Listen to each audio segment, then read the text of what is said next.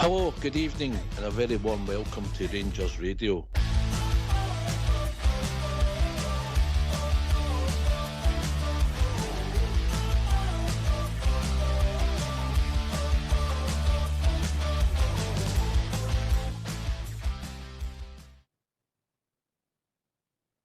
Hello, good evening, welcome to Rangers Radio. Join myself, Fox JR, on the show this evening. It's my mucker, Southside. Evening, Southside. Good evening, Ox. And the one and only, the Crown Prince, the El Presidente. Some people might even call him the Papa, Southside, but I don't think we'll do that. The Bridgeman, It gets better and better, doesn't it, Southside? You're just waiting for that. Brilliant. Well done. Oh, good evening to you, Oxter, and of course, Southside, and his techie boys in the background. Can I just say to all the Rangers fans listening all over the world, very happy Bridgeman tonight. Good evening and welcome to Rangers Radio. Yeah, I feel sorry for Mrs. Bridget. She's had to listen to him singing all day. I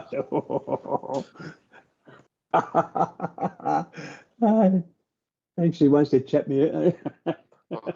To be fair, when I've read some of the paperwork, it's not a new thing. Southside, explain to me what's happened.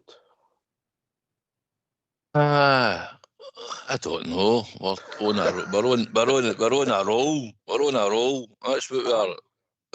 Can I give a shout out first to the troops on the YouTube channel, please? I'd like to say hello to all them. There's a squad of them in there already listening to the show, so I'd like to thank them for joining us tonight, and also everybody else that's on YouTube, Facebook, and Mixlr.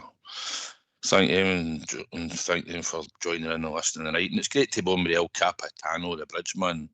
Box. Oh, I like that. Oh, Capitano. Aye. My granddad used to call me that, the captain. I don't know where it came from, right or not. There you go. Did you not call your boy that? Southside, have I not heard you use that expression before? Aye. Yes. I thought I'd heard it. Anyway, El Capitano. Suits you, Bridge, doesn't it? I don't know. I think it depends how it's said, you know. All right. Right, I'll ask you that question again. Bridge can come in after you. Is it that simple? We're on a roll, Southside. Is it that simple? Yep. Sure is. You can see where we are now. 10 big games to the break, and we're in this position where we are, and we've got the teams. One team that's above us, mate. We need to dispatch them and just keep this juggernaut running and keep the hammer down and tap them all, and get to this finishing line, mate. And I'm sure we'll be successful. Bridgeman, you know, it might arguably be one of the weirdest seasons we've ever had there. It's turning into a super season, whereas it's not that long ago we actually didn't want the season to continue. You could finish the season anytime. You know, we were just rubbish. We played terrible. With all sorts of problem managers, and now it's this young manager anyway seems to have got a grip of things. I think this is all managerial and coaching. You can see there's a big difference in the coaching, and we're getting results. And this is the biggest thing in football, of course. You get results, score some goals, get results, and you can't go wrong. The motivation and the confidence and everything will just drive up. We've got to drive up. Otherwise, we're just stale. But we can see the results. They're coming every week. We're getting goals. We're getting results, and let's keep going. As Southside said, keep the juggernaut going, and that's what we're looking for. You need to keep that going until we've bought some players, and obviously, I dare say we've got different opinions as to how well they played or how they're going to fit in and what's going to happen and things like that. We won't know for a couple of weeks, but it might not take that long for these guys to find their feet in Scottish football. And that was a tough wee game, and Sunday, quite a tough wee game for them. a bit of baptism, and I thought Dundee played quite well against us. I Took agree, mate. advantage I thought of it they they done could. okay. Yeah. They done okay. Without being troubling us too much, but you could fair play to Presley. He's got them drilled and organised, and they try to play football. Yeah, they might lack some up front, but they at least try to play football. When you think back some of the 5-5-1s we've watched Southside, yeah, you couldn't accuse them of that yesterday. Yeah. No, they were on a run, weren't they? 5-5-1. That one. They've had a couple of decent results in that of late, and they came and sort of had a go, but I don't think Jack Butland had a safety mate at all. But at least they didn't sit in and have to open the door and sat back in defensive shape. When they had the ball, they tried to go up the park and play a wee bit of football. But listen, we were due a result against them. They came at the start of the season and got a point off us, so I had to change, mate. These are games you've got to make sure you win at home. Yeah. So the game started slowly. I know people were looking for a tempo. I think we just couldn't get where we were passing the ball too slow, and we just weren't getting it right, and we weren't keeping the ball at the right time. It wasn't a surprise to me the way the game panned out, Bridgeman, because we've seen this movie before after European ties, and it's not always the best springboard, but it's all about winning. And you've come back, horrible night on Thursday night, difficult conditions, takes its toll when you're near enough going with the same players again. Now, we brought the 2 new players in. We'll come to them, Bridge, but I thought we made a slow start, mate. Yeah, I think from the kick-off we looked as stupid as we have before, very slow. The other team took better advantage of their pace, and before you know it, they're in and around our box, and we haven't been anywhere near them. We haven't been able to see them near half type of thing. And that was to me, that's the way the game went. As soon as they got the ball, they were attacking or running up into our half anyway, and attacking in droves. And they could quickly change from their whatever their set move is to allow for 5 or 6 players to be up in our half. And I'm not talking just for throw-ins or corners or that, but they were there attacking at pace. And unfortunately, they never did anything. So I think we did very well.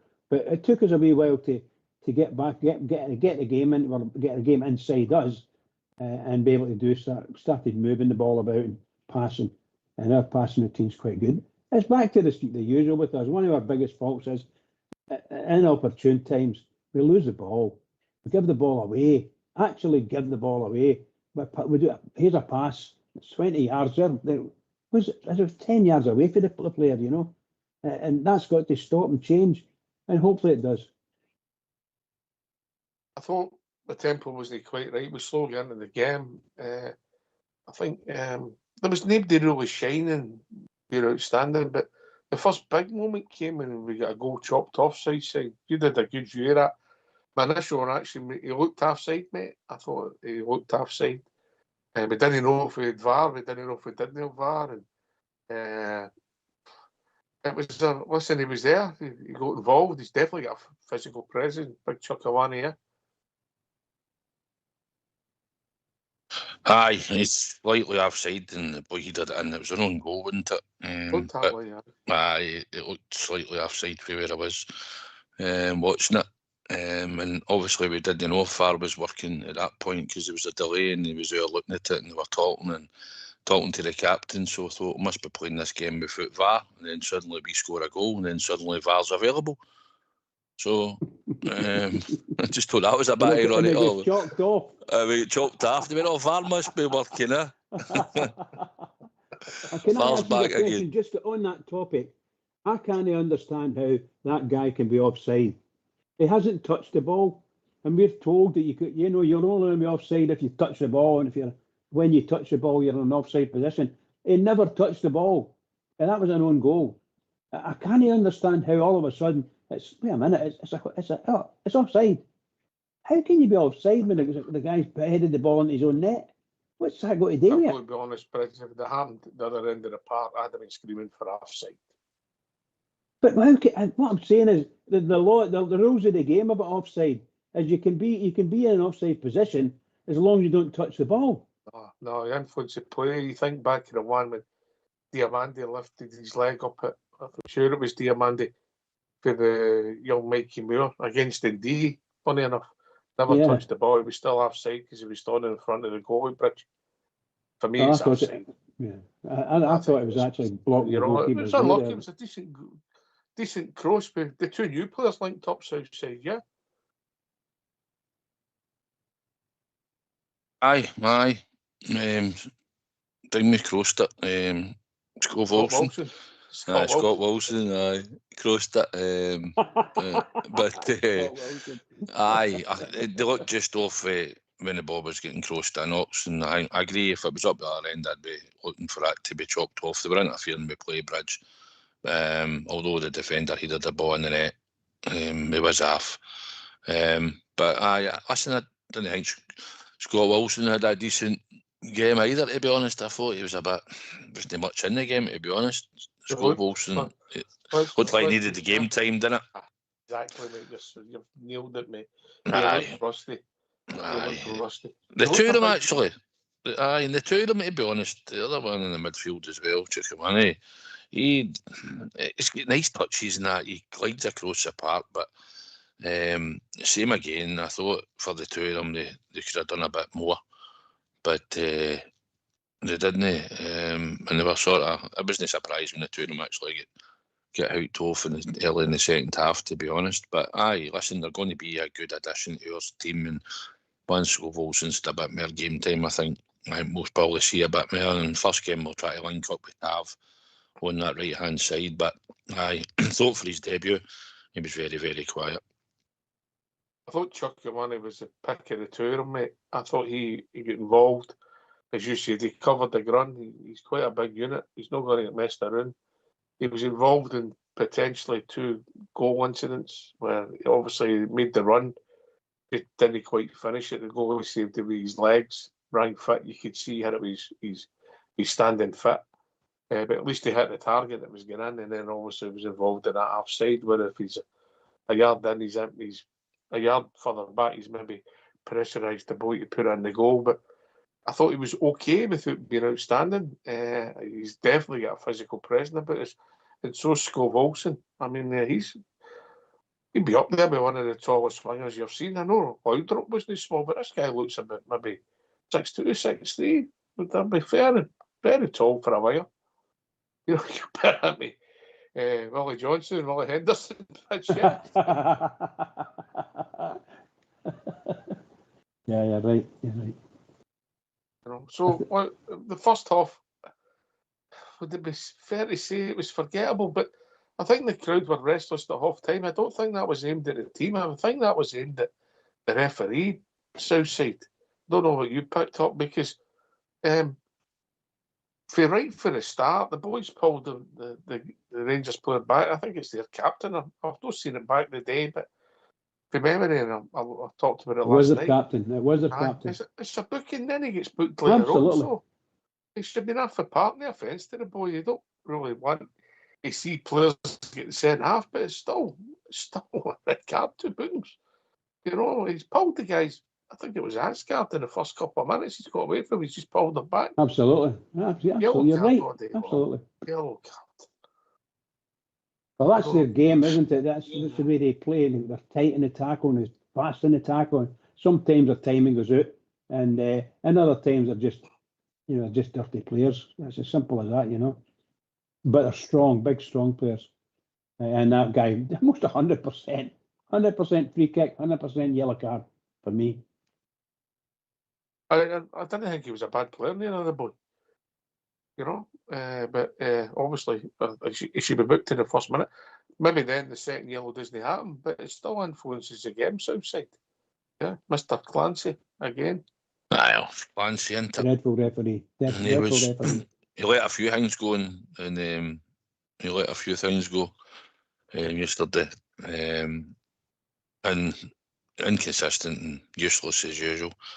That's the way you sum him up. And he got the treatment going off the park at half time for the support, and also got the treatment at full time going off the park with the support, and rightly so. He's just useless at his job, isn't he? Hopeless. And he's certainly not going to do us any favours in the long run, never. Him. But listen, it's out the road, isn't it? But aye, the boys should have been booked for the tug, definitely in the first minute. Seen it happen to many of our players throughout the season. In fact, one or two had a wee tug at players, and they've had a booking because of it. But Mr. Clancy chose not to bother for whatever reason. And then we get to half time and you're thinking, right, okay, we need up the tempo. I think we were slightly better in the second half and we got the penalty kick. It's a foul. Raskins, he's put the ball in the bar and the guys come in and just cleaned him out. I think it's the same guy we were talking about. It was the same guy. It was the same guy. I know there's a double jeopardy outside, but it's a booking. The guy's that late and it's reckless. I'm not saying it's a red, I'm saying it's another booking. And it's because he's fouled him in the box. Yeah, I know the boy's away, I know Raskin's not hit the tap yet. It's still a foul. So it's a penalty kick. And it's a yellow card also. It's all because these guys are making the rules up. They are indeed. Outside. Aye, I would have thought you could have got a booking for that. It was reckless. You certainly nailed him when you're asking. And you'd have thought about it. I know there's this double jeopardy rule, but that only applies if it's accidental. But if you blatantly do somebody in the box, you can be sent off for it. It does happen. The rule is there to be used, but no, he certainly left one on him just as he's had the shot. And it was a clear penalty. I know they were complaining about it, but I couldn't see why they were complaining. And obviously VAR was working again. And they gave us a penalty, and rightly so. Aye, Bridgman penalty. Aye. Yeah. 100%. 100%. You mentioned that it was, shall we say, it was a deliberate. For me, it was deliberate, and it was dangerous, very, very dangerous, obviously, and reckless. But those three tell you itself. That's everything about that guy's play. And at that point, the ball was gone, and all he's done was take the man. No matter what happens, he's taking the man, and there's no reason for it, no reason at all. And I'm glad that they gave a penalty for that, because we have been, shall we say, misjudged in the past when there should have been fouls and free kicks and penalties for the Rangers player getting taken out in the box, and they've just let it run. And their own reasoning, because they're the referees and they're the officials, and they can do what they want, particularly against Rangers, and Rangers don't say anything about it or can't say anything about it. One of the two.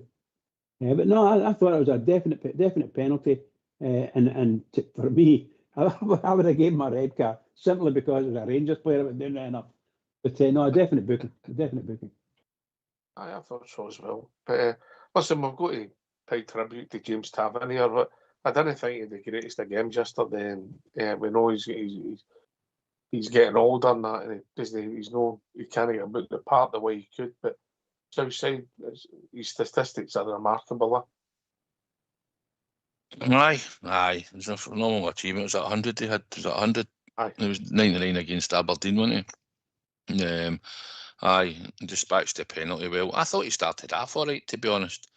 I thought he started off, and I thought he was all right. He was getting up and down. He was looking a bit lively.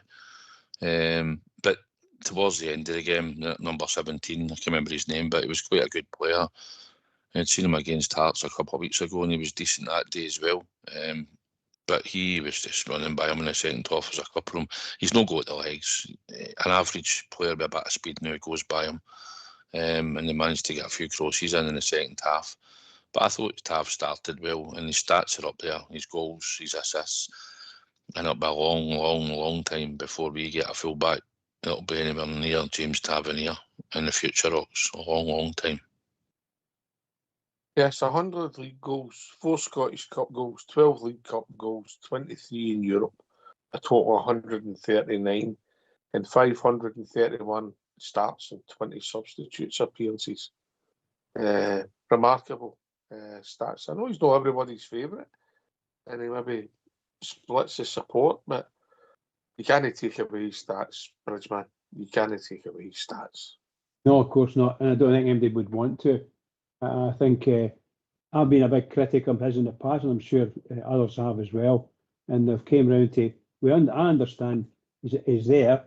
I thought over the last 2 years we should have been bringing someone in that was going to be able to just, when Tav started to go, just put the other player in and let him run, you know, that kind of thing. Just playing half and half till such times as we can let the guy go, because he's going to. That's him done his 10 years, isn't it? At the end of this season, that's his 10 years up. Made his debut. That'll be 11 years this summer. Yeah, 11 years this summer, right, Aaron? So he'll be getting one of these big payments, a big match. They still do that.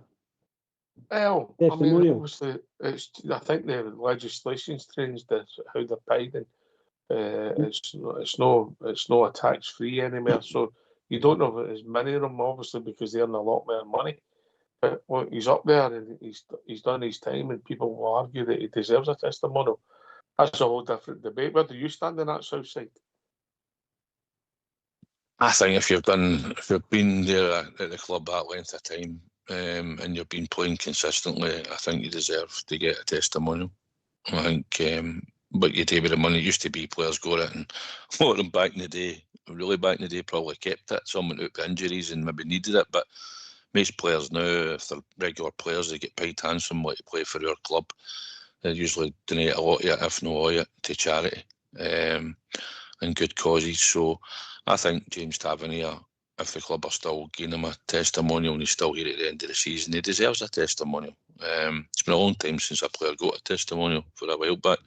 Who was the last one? McGregor, I was just about to say that. He was the last one. So, and he left us and come back and still managed to get a testimonial. So I think James Tavernier would deserve a testimonial, if I'm honest. And it's up to people where they want to go or no, and pay their respects to the player. I know it's not everybody's cup of tea, because they get paid handsomely while they play at Glasgow Rangers, but I think he deserves a testimonial, Ox. I think it's no common now, yeah. It's no common, so fair play. Tremendous stats. I tend to agree with you, Southside, yeah. If he wants it, you know, depending what his plans are. What about you, Bridge? Yes or no? Oh, I'd give him a testimonial, yeah. If any player manages to get the 10 years in, and never mind what he's done for the club from on the pitch perspective, he's absolutely been amazing stats. I've been standing at Ibrox and I saw some of the best goals that anybody could score from free kicks and at the strangest places, and he's managed to get it into the net. And I've actually stood behind that goal up in the Copland Rear, and he took a free kick against Hibs, and I thought, that's fucking rubbish to have. And it went in the net.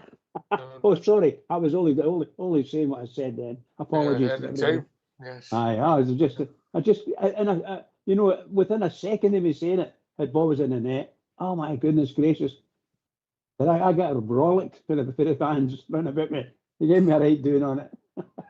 But no, what a player! What a servant to the Rangers from everything he's done, goals, penalties, you know, free kicks. He's just been excellent that way, you know. Aye, well, people will see it differently, but it's an aye for me. So we get the penalty kick. We sort of controlled the game without creating too much. Would that be fair, Southside? We kept getting it wrong in the final third, which was a bit of a theme on Thursday as well. I didn't think any of the forwards were particularly outstanding, you know, but we got the job done in the end. But we controlled without scoring more goals, or maybe we should be making more chances, mate.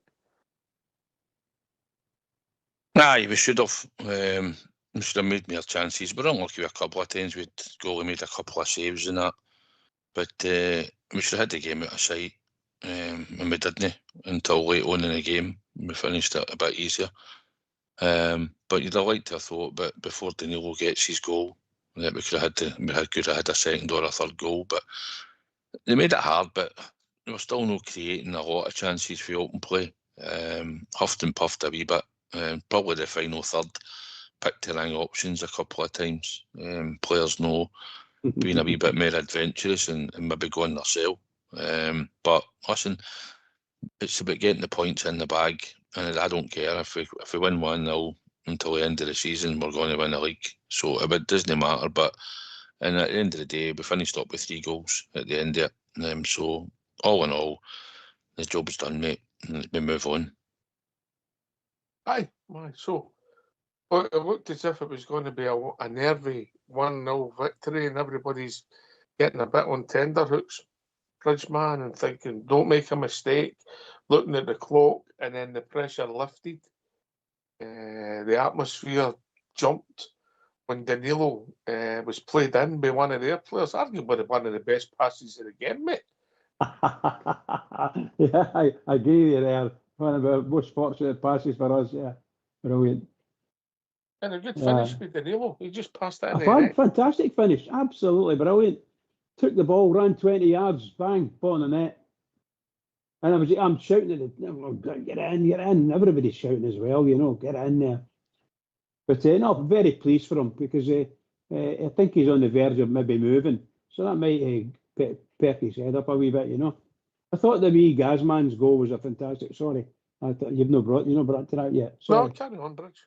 No, I thought that was a fabulous goal. Once again, to me, and I think everybody else that knows me and listens to me talking, when I say Gazman should be playing off the left, he should be playing off the left all the time because he gets the guys on toast and he comes in and gets a lovely right foot shot and straight into the corner of the net, and that's what he likes to do. Admittedly, he just try it and it goes over the bar or past the post a lot, but you got to let him play on the left and get his confidence and everything else about him, get that back up again. I know sometimes you can shout at him for not getting back quick enough or no doing this quick enough, but we know when he's up at near the penalty box, he gets the ball, he's going to probably going to do something with it, positive that is, and I was delighted for him as well. Wonderful goal. Aye, if I'm honest, Bridge, he looks happier on the left because when he's on the right, he doesn't hide it well. I think he's nearly tripping out his lips outside, isn't he? Aye, he seems to prefer the left. But he's added another goal, come in for the left. It was a good finish, and we've seen him do that before, Ox.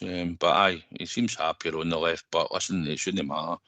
He's out there representing Rangers Football Club. He should be privileged to be on the park in the first place and be at our club. And no matter where you get picked to play, you should go out and try and do your best. But aye, he seems to have the petted lip when he's on the right hand side. Still getting shoved off the ball a bit as well. He gets down easily, quite a bit as well. Needs to toughen up a bit. Don't you think he's diving a bit? What was that, Bridge? Do you think he's diving a wee bit, Casimir? I sometimes think he's. Well, you say. He never helped himself on Thursday night. I know there was one that looked like a dive, and then after that, he never got the decisions went his way, the 50-50s, and maybe some 60-40s in his favour because he looked fouls. I think that's part of his game. The Southside said he's not got a lot of physicality, but he's got something, and he's got talent. He's definitely got talent, but to go with that talent, you need to have to nurture that and get the most out of talent. You need the attitude, Bridge. Oh yes, 100%. But I do say, in fairness to him, if he plays best on the left, then we should be going with that and let him play on the left. I don't know what we're doing because eventually he ends up out on the left and he does something really good and causes a furore in their defence. But he's really, to me, he's a really good player. In my opinion, one of the better players. We're just not playing him in the left line because that wee McGoma, he comes up and he can link in with him and things like that, And I think it's brilliant if we could just get him on the left and let him run into the box. He terrifies them. You're going to get a penalty, a corner kick, or a shot at goal or something. I just hope they keep doing it. Oh my God, man! I thought you did an excellent second half. yesterday. Excellent. Yeah, absolutely. Yeah, I'm delighted with all the players now. I think they're doing really well. I thought the two new guys, if you were talking about it earlier, I think that you could see that they're, how can we say this, that they're absolutely not up to the game, the flow of the game in Scotland. So they've maybe got a week or two. They must get played, of course, so they've got to come in and play. And a couple of weeks' time, you'll start to see different players there. And you mentioned the big, can't remember his name, but he's really, it looks smooth when he's on the ball. That's the one that was kilt offside for the goal. Chuckalmany. That's him, yeah. Chuckalmany, yeah, okay. So I think he looks good, and he's a big, tough fella, you know, and he can handle his weight. You saw it sitting there about 2 or 3 and want to shove him out the way, you know. And that's what he's got to look out for, you know. They've all got to do that, because you end up with 2 or 3 people running about you, and you just can't get out, and you can't. You're sometimes not skillful enough to beat 3 people. Simple as that. Not like you did, Oxford, when you were young. I used to like people running about my bridge. Yeah, they've got choices, and there should be space for other people, shouldn't there? Of course. It's a team game, isn't it? It's not about what you do, it's about moving the ball and that. You know, and that's what you learn as you get older, isn't it? You don't always have to impress for the team to score a goal, mate. Correct. You know, but listen, I'm going to ask you two this just before we open the phone lines. You know, but Majowski yesterday, Majowski's not the greatest to hold the ball, and I don't want to look at the negatives in his game. But if I'm being really fair, he gave very little service Southside, you know, in the centre forward position. Aye, Butland played a few balls in the middle of the park where he was meant to go and either win the header. And he won a few headers and sort of flicked it on, but he was meant to sort of hold the ball in the middle of the park at times and probably lay it off. Is it that tight, mate? Not really, nah. He likes to be on the shoulder and make that wee run in behind. There's a couple of times he made the run again yesterday, but the midfield didn't see it and he had to check it and come back in again. Because he's looking for that early ball in the middle of the park where he knows the space is in behind. But at the moment, the team's still not just maybe looking that way towards him. And probably maybe because he's not playing week in, week out, we'll be mixing it up front. But I think Chimity obviously had an injury yesterday because he wasn't even on the bench. It was ill, mate. It was ill, was he? But Majowski does make these sort of type of runs, but I still think he could be giving you a bit more when he's on the ball, holding the ball in. But maybe he isn't that type of player. He is the player that wants to run in behind and put him through that way, 1-on-1 with the goalkeeper. He done enough, but he could have done more, you know. To be fair, you must be raging, mate. You've ran about and then Danilo goes on for a cameo and he gets played into one of their defenders right through the centre forward. It's a good finish for Danilo, by the way. I gave him his due. I suppose when you looked at the goal, I think the goalie wasn't sure about his position because he left a big gap to his left-hand side. But at the end of the day, you're still got to finish it. And it was good that Danilo managed to go. I know there's a wee bit of... I know that he's linked to a club or two. Me before the window shuts. I know he's linked to a club, so he might choose to go. So if it is, then he's going to part me a goal at Ibrox yesterday, maybe before he leaves. But listen, we want the players when they come on to try and contribute, and he contributed, didn't he? When he come on, he gets a goal. Aye. Listen, we have to talk about the build up and the release in the stadium. September, October time. Then you think Ibrox would be that. By January, Southside. By January. Aye, the atmosphere. It was good. Obviously, it's changing slightly. There's a lot of people stayed after the game yesterday when the players were going around the park. Penny Arcade was getting blasted out. It was a good atmosphere.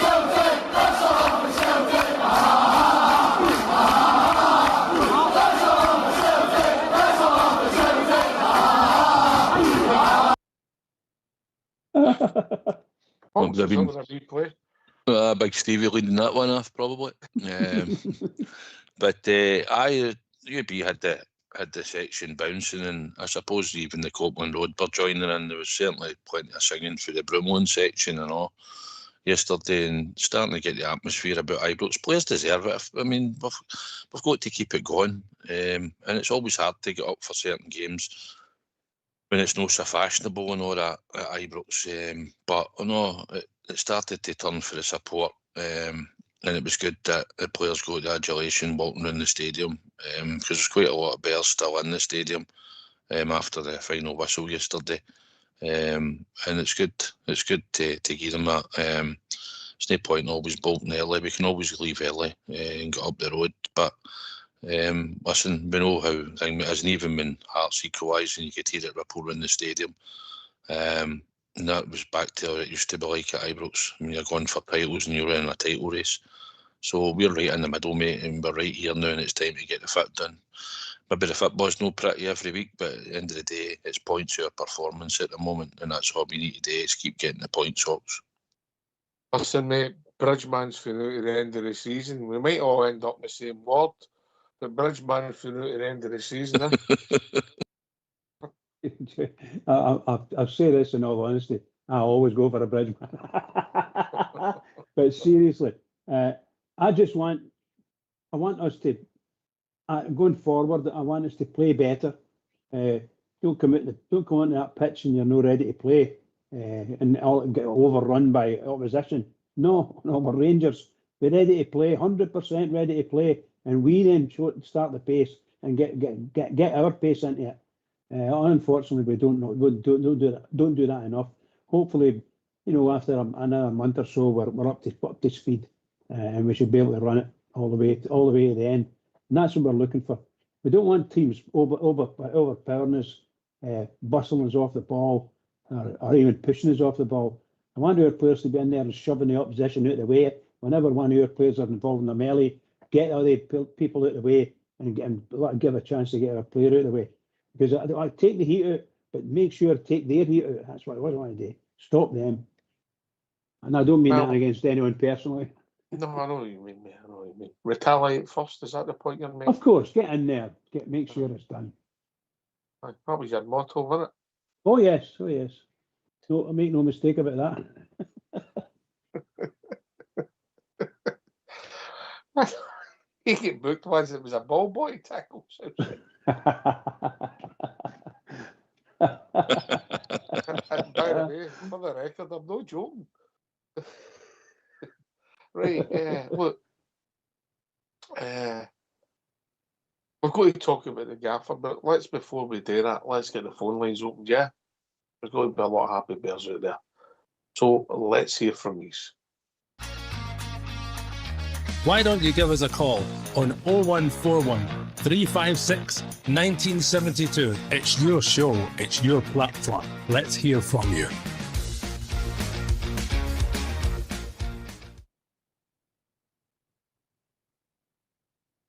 What's going to say? We're going to talk about a manager. I think Bridge and yourself both talked about it, touched on it.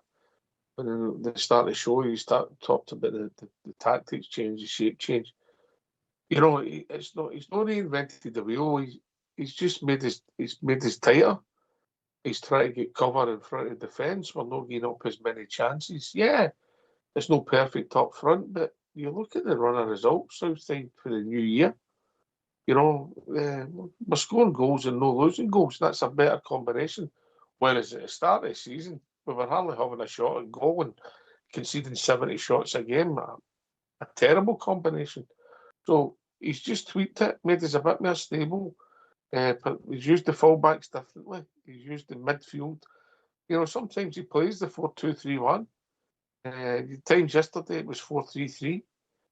So he does all the things that other coaches have done, but he seems to get a lot right. Southside.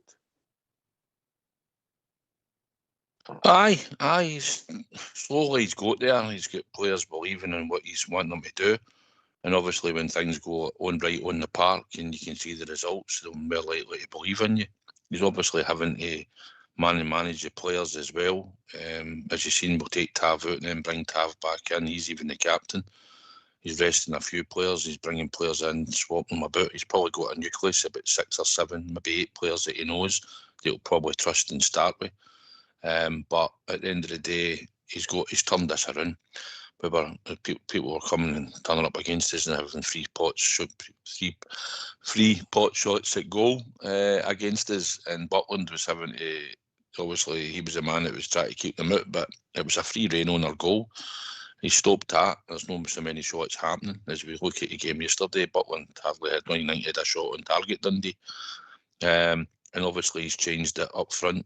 Still, we could be a wee bit more creative with more chances, but in certain games we have produced a lot of chances in certain games, and we've took them and sometimes we haven't.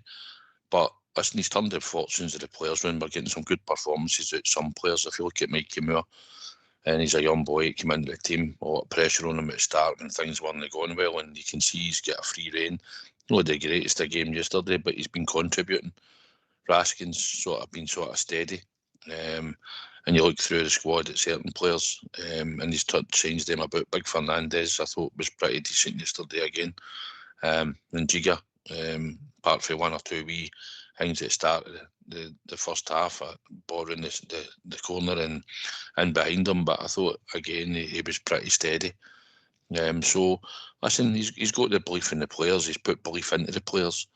And he's turning our fortunes around, Ox, and he's getting results, and that's what we hoped for when he came in. We knew he had a hard job to work this squad because the squad wasn't good enough. Transfer window's no shut. We're linked with another few players. I think we'll get another 2 in the door before the transfer window shuts. And obviously Danny Rowe's been looking to bring the type of players in to strengthen the team. So listen, got to commend him for what he's done in this short period of time. If he'd been in a bit earlier in Europe, I think he might have been able to have done something. But apart from that, listen, it's about the league anyway. It's about us going for this league title, and he's got to certainly back in the mix. We've been helped along the way with results for other teams, but we're in there now, and it's now fighting to the finish, and hopefully we'll be the ones that come out on top. And if we do, the guy will go down as a hero, mate, for what he's managed to do with this group of players.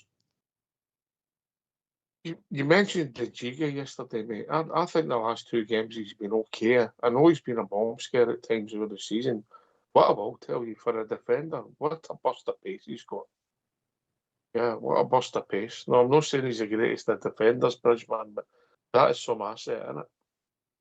Well, if you've got a burst of pace, I was fortunate to have that burst of pace as well. Short pace, 5-10 yards, and you can motor there. But that's the only, I see that's the only thing about him that I like is his pace. I think he labours on the ball sometimes, and I don't suppose his mind is 100% on what he's trying to do. And I want to go right, but I'll need to go left. That kind of, because that's when he makes the mistakes, and the mistakes come into, and he makes a bad pass and all that. But he does. He does. I got that pace, and he gets in and makes good tackles, get the ball out of the park and things like that. So I'm happy enough with him there. I don't think he's our answer as a centre half, but I have been wrong. I've been wrong. Listen, he's got flaws, and he's getting. He is young for that position, and so is Fernandez, and I think he's grown in everybody's south side, becoming a wee bit of a cult hero. And I thought he was asking for the best player yesterday. I thought he was the best player in the first half. I had Richard plenty of pace and he was running away for the Polish. But I thought Fernandez was decent in the first half, and I thought he was probably our best player, to be honest. He nearly done the old overhead kick when he tried to do it in the box and tried the overhead kick. Always not saving that for his own target, mate. Eh? No, probably no. It was the thought. Listen, he thought it was a quick thought, and he's and he's managed to chase to the ball up, and he's had a go, and he was unlucky. But he does look a bit too calm at times, be a bit lackadaisical. But listen, he's still young and he's learning. And listen, I thought him and Giga, as much as we're talking about Giga at the game, I think Jinky, when he leaves us, Jinky's getting a game for Wolves. I don't think he'd be a break into that Wolves team. I know they might win the championship, but for the money they said he was worth, I don't see it. But listen, he'd no a bad game. He has certainly got good pace. He can recover well.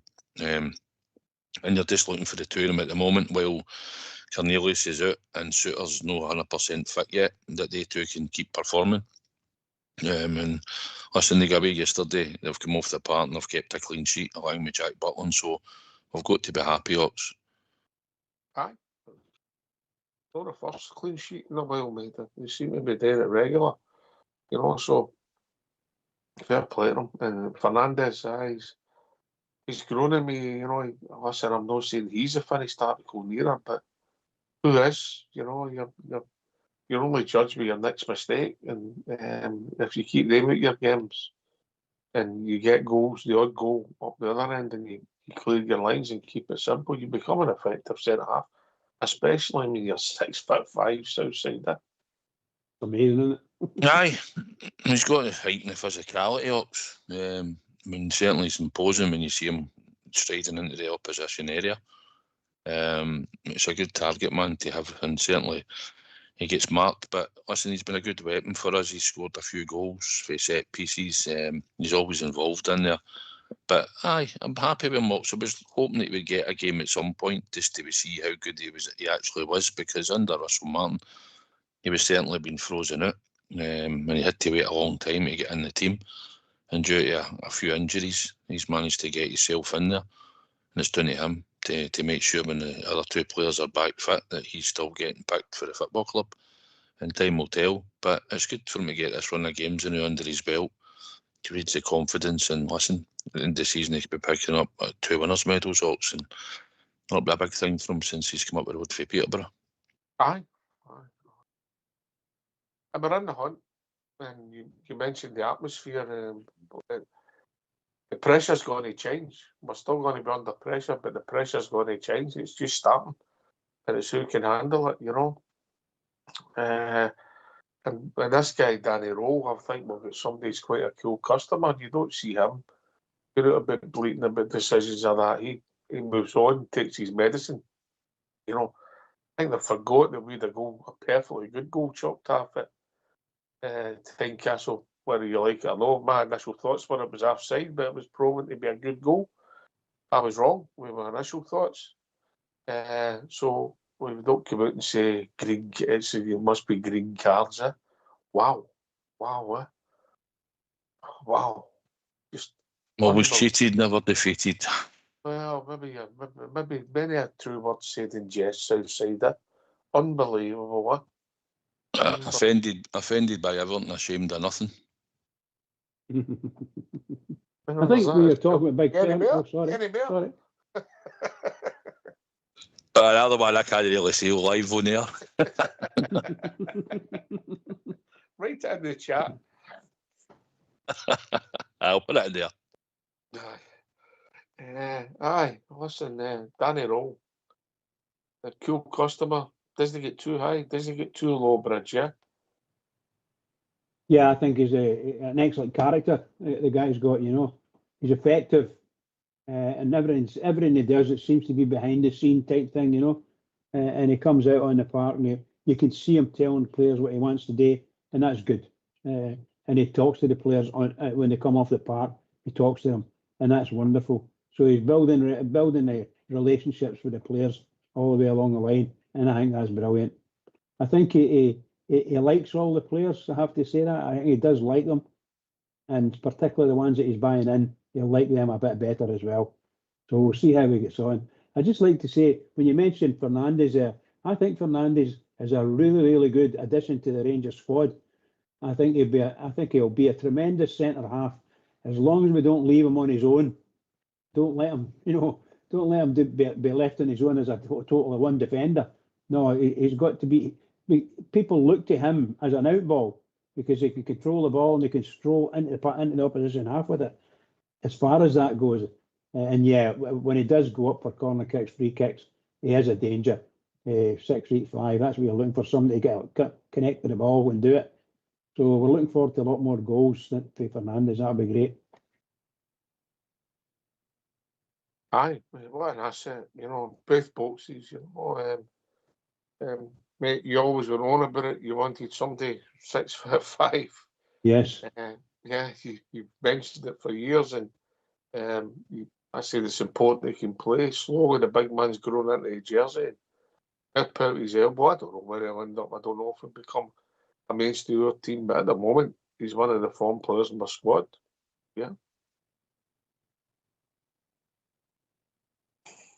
Rich? Oh, absolutely. So, sorry, I thought you were speaking to the south side. No, My it's all apologies. right. No, I think he is, and he will be. He will be someone that the manager uses. He's a super. I think he's a good character, and he smiles a lot during the game. The only thing is, once again, he's on the park, and you can see sometimes somebody maybe shouting. You get a lot of shouting on the pitches, you know. Somebody maybe shouting. They can't quite grasp what they're saying, and he just meanders up the park. And before you know it, somebody's coming at his back, take the ball off him.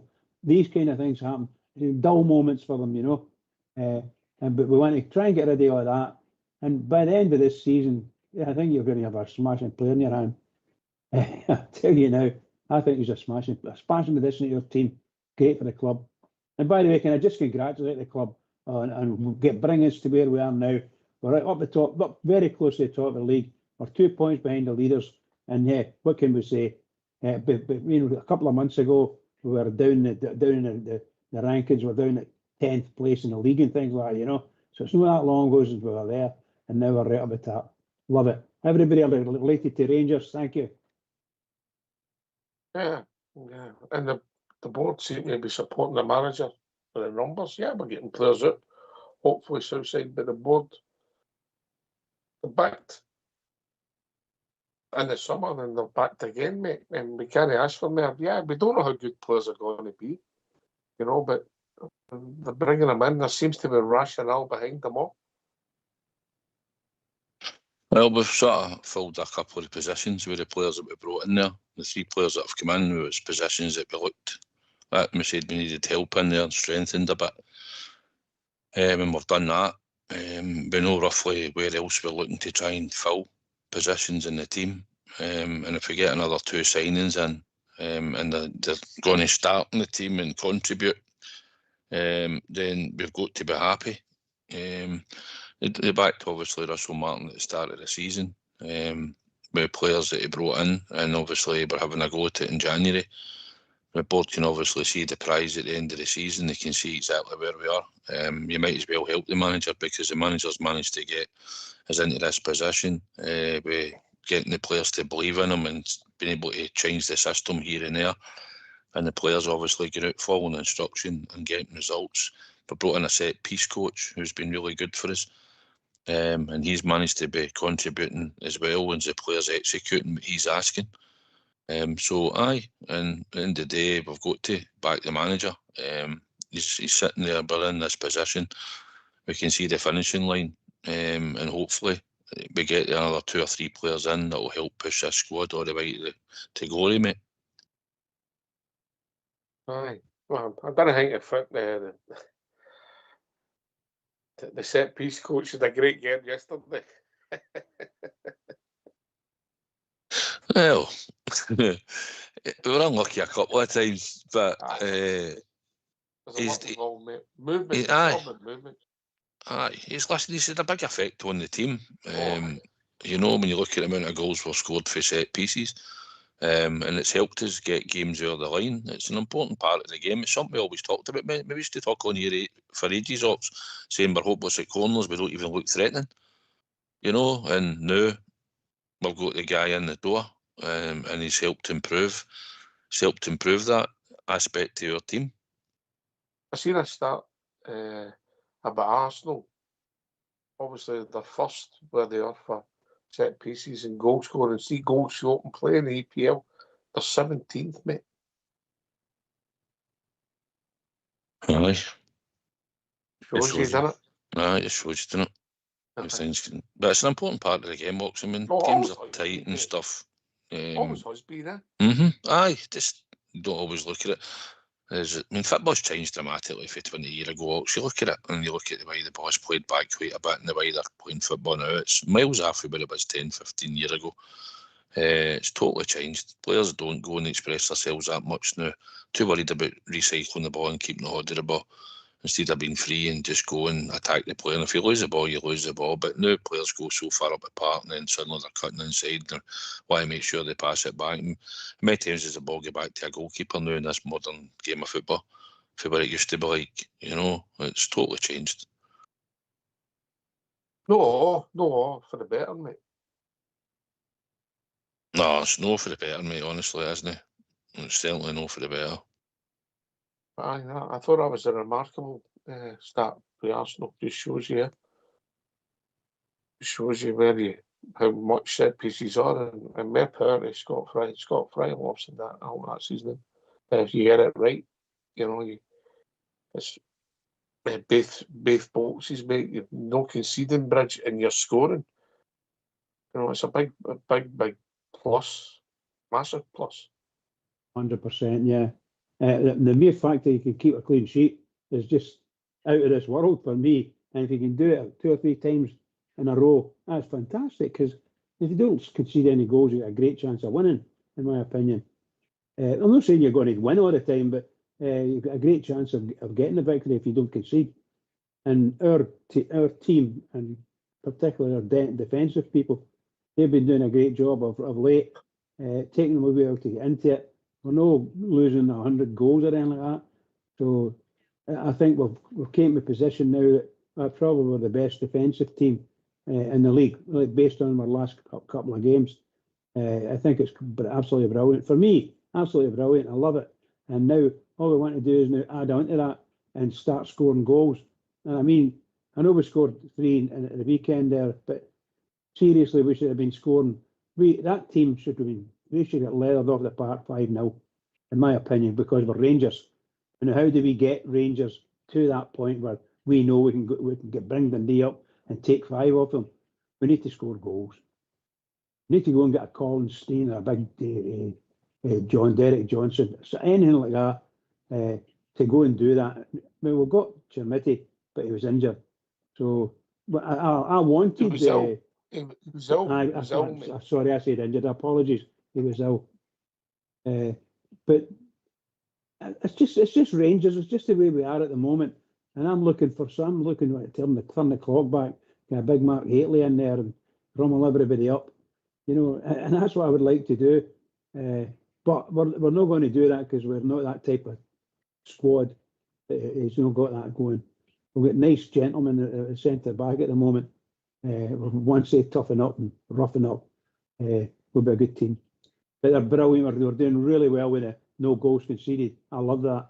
Just love that. You're doing your job. Back into the dressing room after the game, give each other a clap in the back. No goals against. Excellent.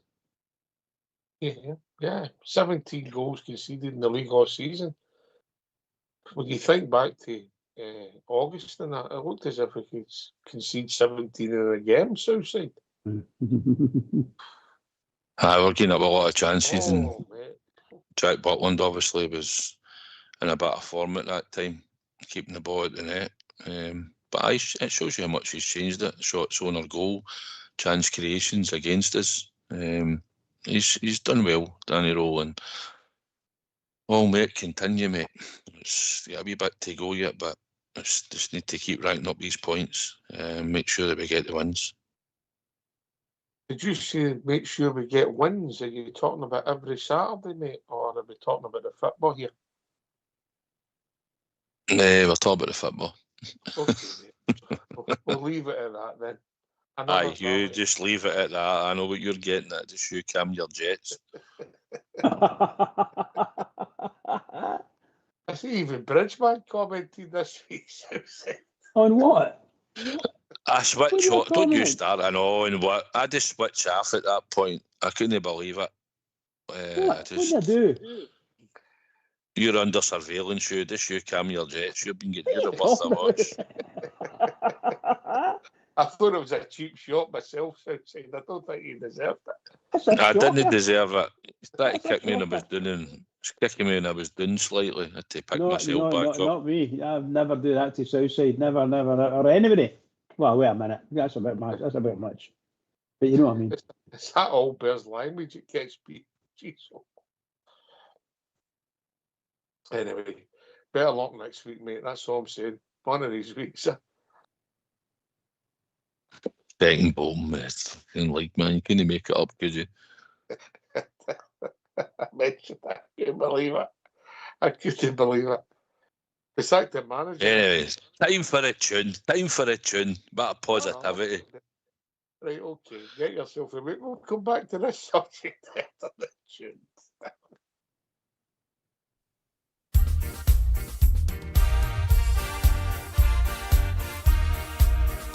As we go marching down the Paisley Road, the west, the doors and the windows open wide. You will hear the people cheer, the Glasgow Rangers boys are here. It's Glasgow Rangers for me. Blue is the colour, football is the game. We're all together, Glasgow Rangers is our name. For we are the best team in all Scotland, and Glasgow Rangers is our name. So bring on the Celtic, your Hibs and Aberdeen, your Dundee United, we're the best you've ever seen. We play hand on heart, God save the Queen. It's Glasgow Rangers for me. As we go marching down the Paisley Road west, the doors and the windows open wide. You will hear the people cheer, the Glasgow Rangers boys are here. It's Glasgow Rangers for me. Blue is the colour, football is the game. We're all together, Glasgow Rangers is our name. For we are the best team in all Scotland, and Glasgow Rangers is our name. So bring on the Celtic, your Hibs and Aberdeen, your Dundee United, we're the best you've ever seen. We play hand on heart, God save the Queen. It's Glasgow Rangers for me. It's Glasgow Rangers for me. It's Glasgow Rangers for me.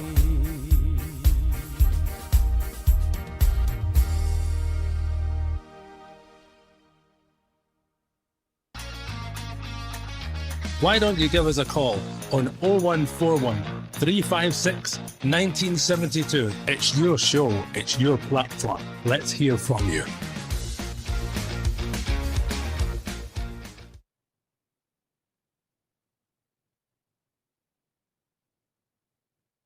Quite a popular wee number that Southside. Yes, certainly is. A nice wee tune. Yes, well, I think Bridges' point is we do need to score more goals, Southside. Yeah, that's in a perfect world. But look, I think we said earlier on we would take Bridge Mansfield at the end of the season. That's the reality, and that's where we are. We're going back with our own horns. So, you know, it's all about winning, just winning. Aye, it certainly is. Obviously, you'd like to make a lot more chances and maybe be peppering other teams' goal quite a lot more, forcing our goalkeeper into saves or errors so we can score.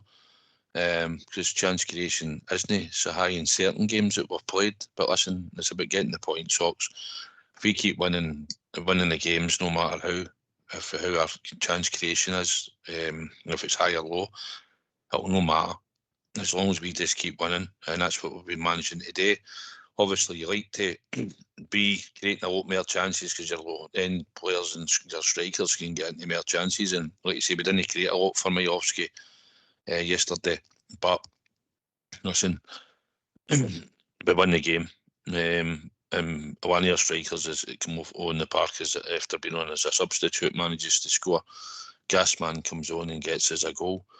And obviously James Tavernier goes up and scores the penalty. So it'll day, Ox, but you'd like to be probably that wee bit more adventurous in the final third of the park.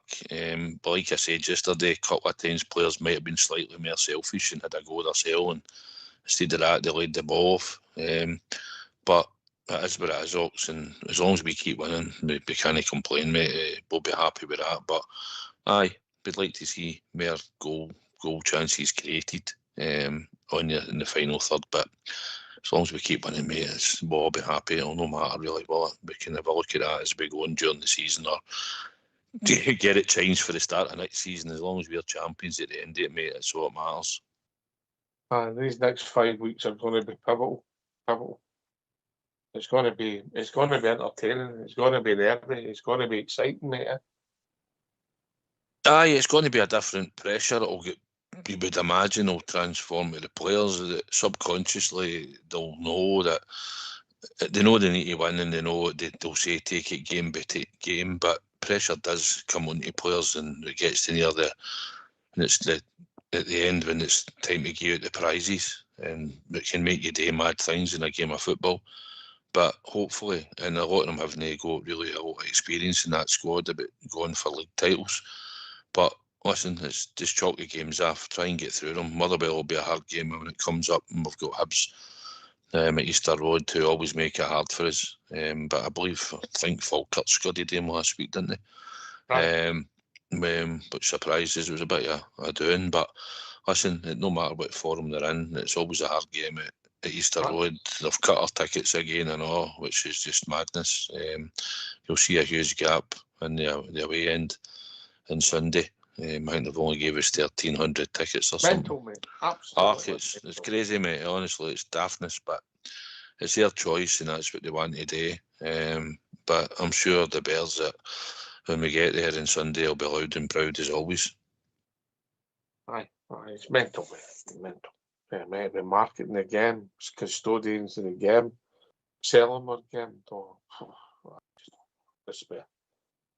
I really despair, you know. And obviously, Hibs are coming in the back of the bad result, so they're you know, they fall like snow off a dike, didn't they? So aye, mental. Mental. Bridgeman, it's going to be a roller coaster. As I said, it's going to be edgy. It's going to be exciting, and we just need to keep winning, you know. And this next 5 weeks is going to be pivotal. Yeah. Yeah, and it's not that long ago we were speaking about the last weekend and the last two games we had there. They were going to be pivotal, and so they have been. And it's given us a great chance to spring forward with it, you know. The excitement's going to get bigger and bigger and bigger every game. The Ibrox is going to be packed out. Keep going, and it'll be packed out. Just keep it going. Do the things that you need to do. Obviously, we're going away to Motherwell and Hibs and places like that, and they're tough at Ibrox, and they'll be tough enough at their own place. Our players need to waken up and the smell of coffee, because that's what we're going to be up against. They're going to do everything they can, pull all the tricks. You know, we're just going to have the away ticket numbers, all that nonsense. They'll do all that just to upset the club and the fans and the players. That's what they want to do. That's the way they play. It's their form of dirty play. And it's mental. Why would you not want 5,000 players to come in to see you? You know? You know, see if these teams, and I know some of them are doing well, and obviously Hearts might be the exception at the moment, and Motherwell are playing well. I don't think you get announced a complaint for the support south side if every seat was taken in the other end of the pitch. Yeah? You know, you say, well, it's their ground, they're entitled to look after their own support. But when you turn up there on Sunday and you look left and right, you see your empty seats and you see it on the other end as well, it just doesn't make sense, does it? No, do you think absolutely. The SFA, so sorry guys, apologies. I was going to ask one question. Do you think the SPFL and the SFA should do something about this? The people who market our game and try and sell it should look at it, mate. You know, it's there you go then. It's not a good look in the top flight. You know, there's a lot of things not right in the game, and that's one of them. You know, for all teams. You know, back to the point, Southside, if all the seats were full and taken, you'd say, well, they're entitled to do that, but it's not the case, is it? No, Hibs don't know have that ground full. They'll have spaces to the right-hand sides. They'll have a bit in the middle, which they're going to leave empty. And then up the top section and there'll be spaces up there, and they'll not fill that other bit that they're going to supposedly give the Hibs support. Certainly no, they were near going to fill it. There'll be empty spaces probably in the stand across face to the right hand side and all, probably up behind the goal. Hibs aren't filling that stadium. But listen, if they want to choose to lose money, that's entirely up to them. I don't know why they're doing it. I know they come out with a flimsy excuse, but it's not adding up, the excuse that they used. Even taking a wee bit for the corners. I don't know why, because any time there's ever been any problems at Easter Road, it's been for their supporters. To the right hand side of the stand, they've been out on the track confronting their captain, James Tavernier. They've been launching things at our players in the past for that right hand side corner. And Was there no a Smirnoff bottle get thrown up one? Aye. Everything that's ever happened at Easter Roads came for their supporters. There's not been really anything when the Rangers supporters have been through Easter Road at all. When they used to give the full end. And then they chose to take a wee bit off each sort of side at the corner. And now they've decided to whack us with tickets and just give this wee section now. And they're choosing to leave the rest of the seats that'll be in that away end, which you'll see on Sunday on the telly, but I can't remember what time of kick-off is, if it's 1:30 or something, I can't remember. But when we get there on Sunday, you'll certainly see empty seats through their choice. I know wanting to get to the Rangers supporters to fill. And there is no reason for it, to be perfectly honest, apart from whatever's in Hibs' head. And that's it, plain and simple. And if they choose to do it... What does that wee stand behind the goal hold? About 3,000? But easy 2.5 anyway, aye. Aye, so they're walking away from, what, say 1,200 tickets? Mm-hmm. Yeah, times what, 40 bricks? 30, I think it's £36. 40 bricks, yeah, just make it easy. Scottish football's awash with money, yeah. Well said. You know, it just doesn't make sense. They're cutting off their nose to spite their face. And all the empty seats, something going to put the ball in it. It's a game of football. You know, I don't get it. I really don't. You know, people say, you wouldn't get it because it favours your club. How? How does it favours your club? Our support giving your team money. We're actually trying to help your team, not our own team. I mean, that's just. Well, they've got three stands at the stadium. You know, and we've only got one behind the goal. But listen, that's their choice, and they want to lose money, then they all agree how they're not making enough money at the end of the season. They've made a loss and all that. What a lot of other teams come out with at the end of the season. Aberdeen's cut their allocation. There's no reason for that either, because they've moved all their wee sheep ultras up to behind the goal, so they're not really in the long stand anywhere. Hibs have done the same. They've moved them up to our end of the stadium, behind their goal. But for whatever reason, they're choosing to do it, when they could easily sell that end out, no problem, and take all the money. But they're choosing not to, so it's up to them. It just means that the Bears have got another ticket scramble as always. Do they do the same issue with when they play Celtic? Aye. They do the exact same thing then.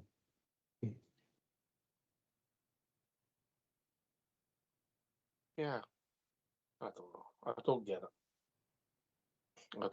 But there you go.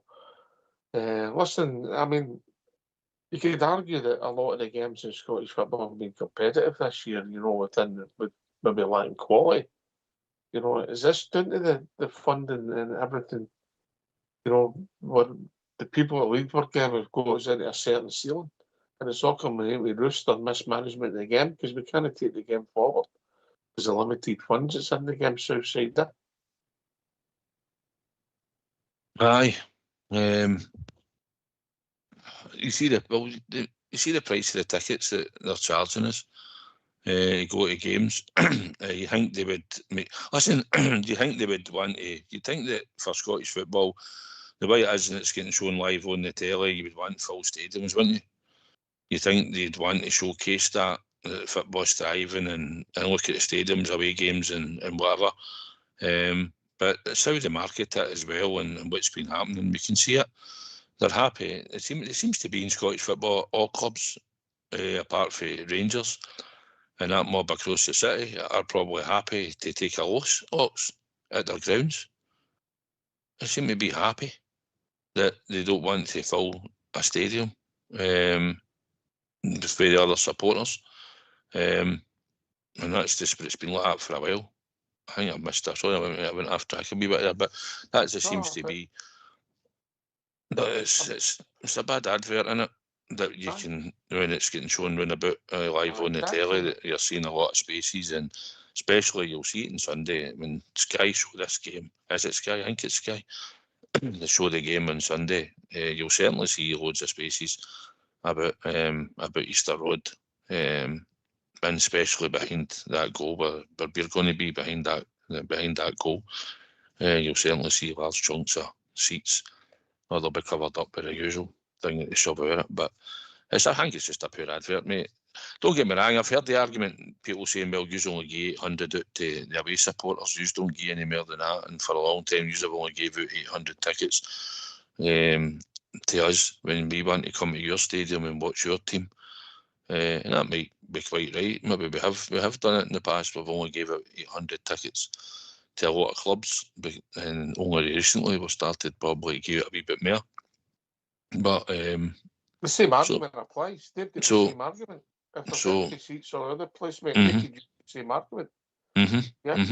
Hearts are probably the only one that more or less filled their stadium that I've been to and I've seen. Motherwell will have gaps in the big main stand. They used to use the main stand where the teams come out.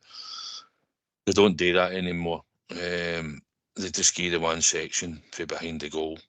Because I've managed to, my Jer sent me a ticket through. I've got one for Motherwell.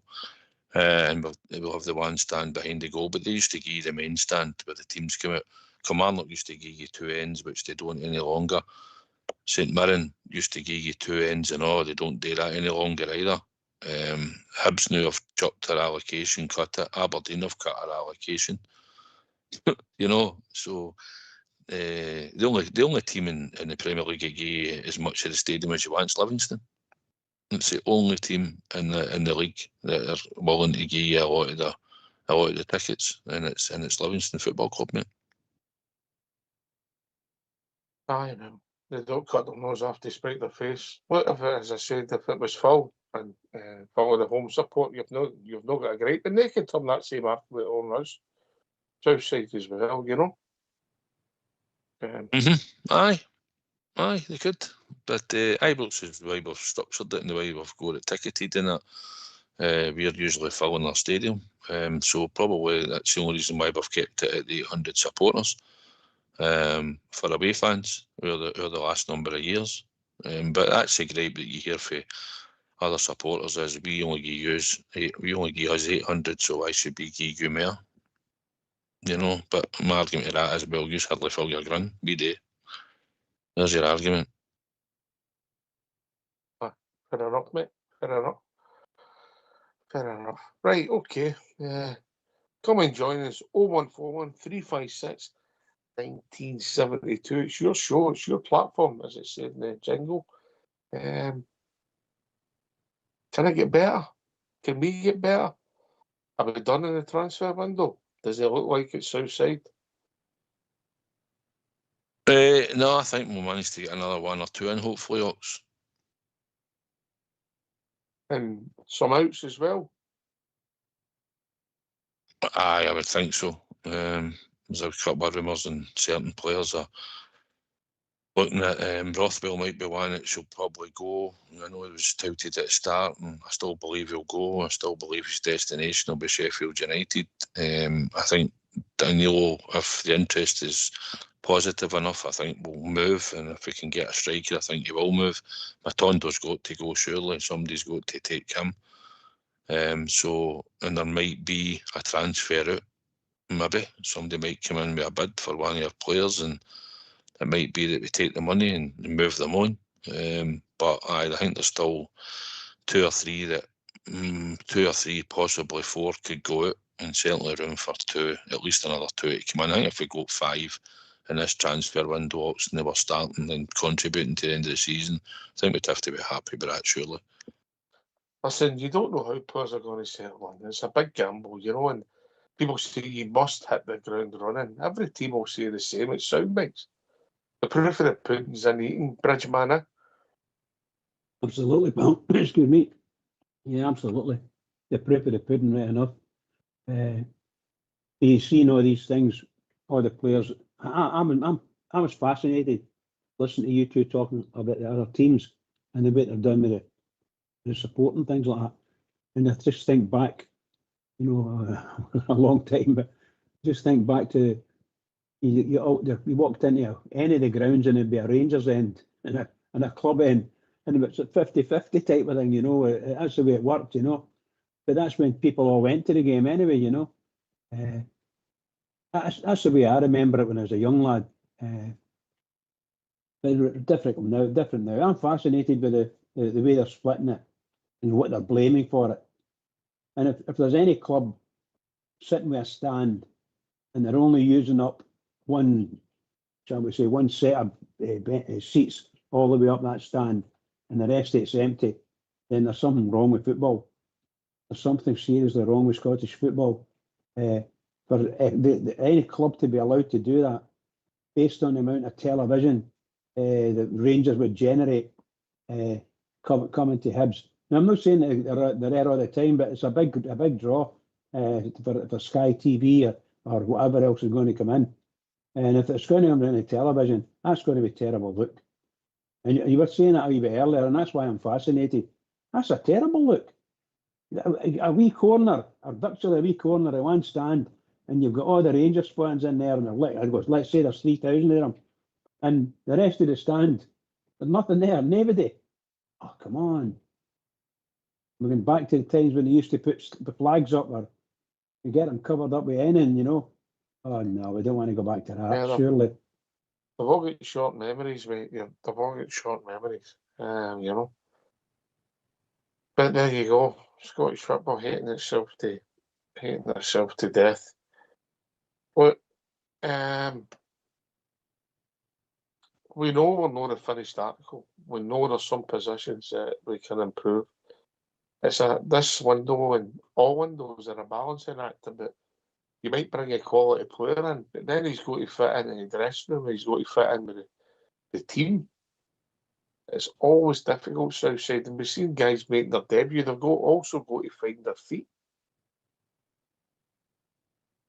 Aye, they've got to come in. One thing I think that Danny Rule was talking about was he wanted the right mentality of the player. He wanted to know that he could handle being at this football club. And so far, you hope that the 3 signings that he's brought in have got that about them going forward. And obviously, ones that we're going to maybe bring in the future. He knows what it's about, Ox. I think he's learned quite quickly. And we've got to hope that the players that when they come in can contribute, hit the ground running, and contribute to the club, and push us forward and strengthen us. And if you've got players playing on for him, which he's managed to turn around certain players he's for him, and they're starting to show a wee bit, you're hoping that they come in and gel, and they've got the football ability. I mean, I think Chawani's looks like he's a football player. He looks comfortable on the ball. He looks good technique and all that, and it's just about him settling in, kicking on. He should have scored. It might have been his wrong foot he shot with, but he should have probably scored with the chance he had. You want to be a wee bit more involved in the game, try and run the game a bit more, control it. Same as we've been saying about Asgard. Asgard's a similar. He's got great footballing ability. He's got a brain. He looks decent, but you want that bit more out of him. He's that bit more of heart, a bit more dig, a bit more give me the ball and I'll go and show you what I can do. You want that out of him, and obviously Chawani's the same coming in, and with Scove Olsen hoping that he's going to start to contribute for the wing. I know he's a wee bit lacking match game time now, but once he's up and running in a few weeks and gets more training sessions in, you'd like to think he's going to hit the ground running. And we're still to see the left back, who's supposed to be a marauding left back, a bit like the left back we've got now. And he's been playing all right, but he needs help and he'll need rested and he'll keep them fresh. So hopefully they two will fight for the position and we can rotate them a bit and get him up to run up and firing. So it's about, if a team's playing with confidence, Ox, and we're getting results and we're winning, it's easier for players to come in and gel in the team. And as long as you get an understanding with the players and everybody's all in, which they seem to be all in now, we can't really criticise and say we think there's no players no fully all buying into it.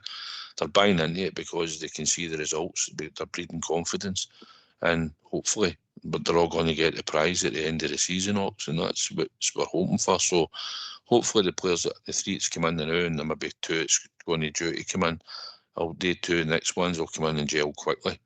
And the three that we've got will hopefully gel and start contributing. And hopefully it'll make us, we'll see a difference in the squad. It'll certainly strengthen it.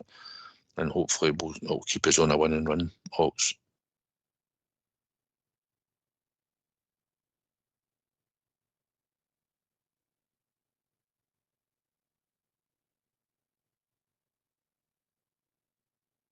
I don't know what you think.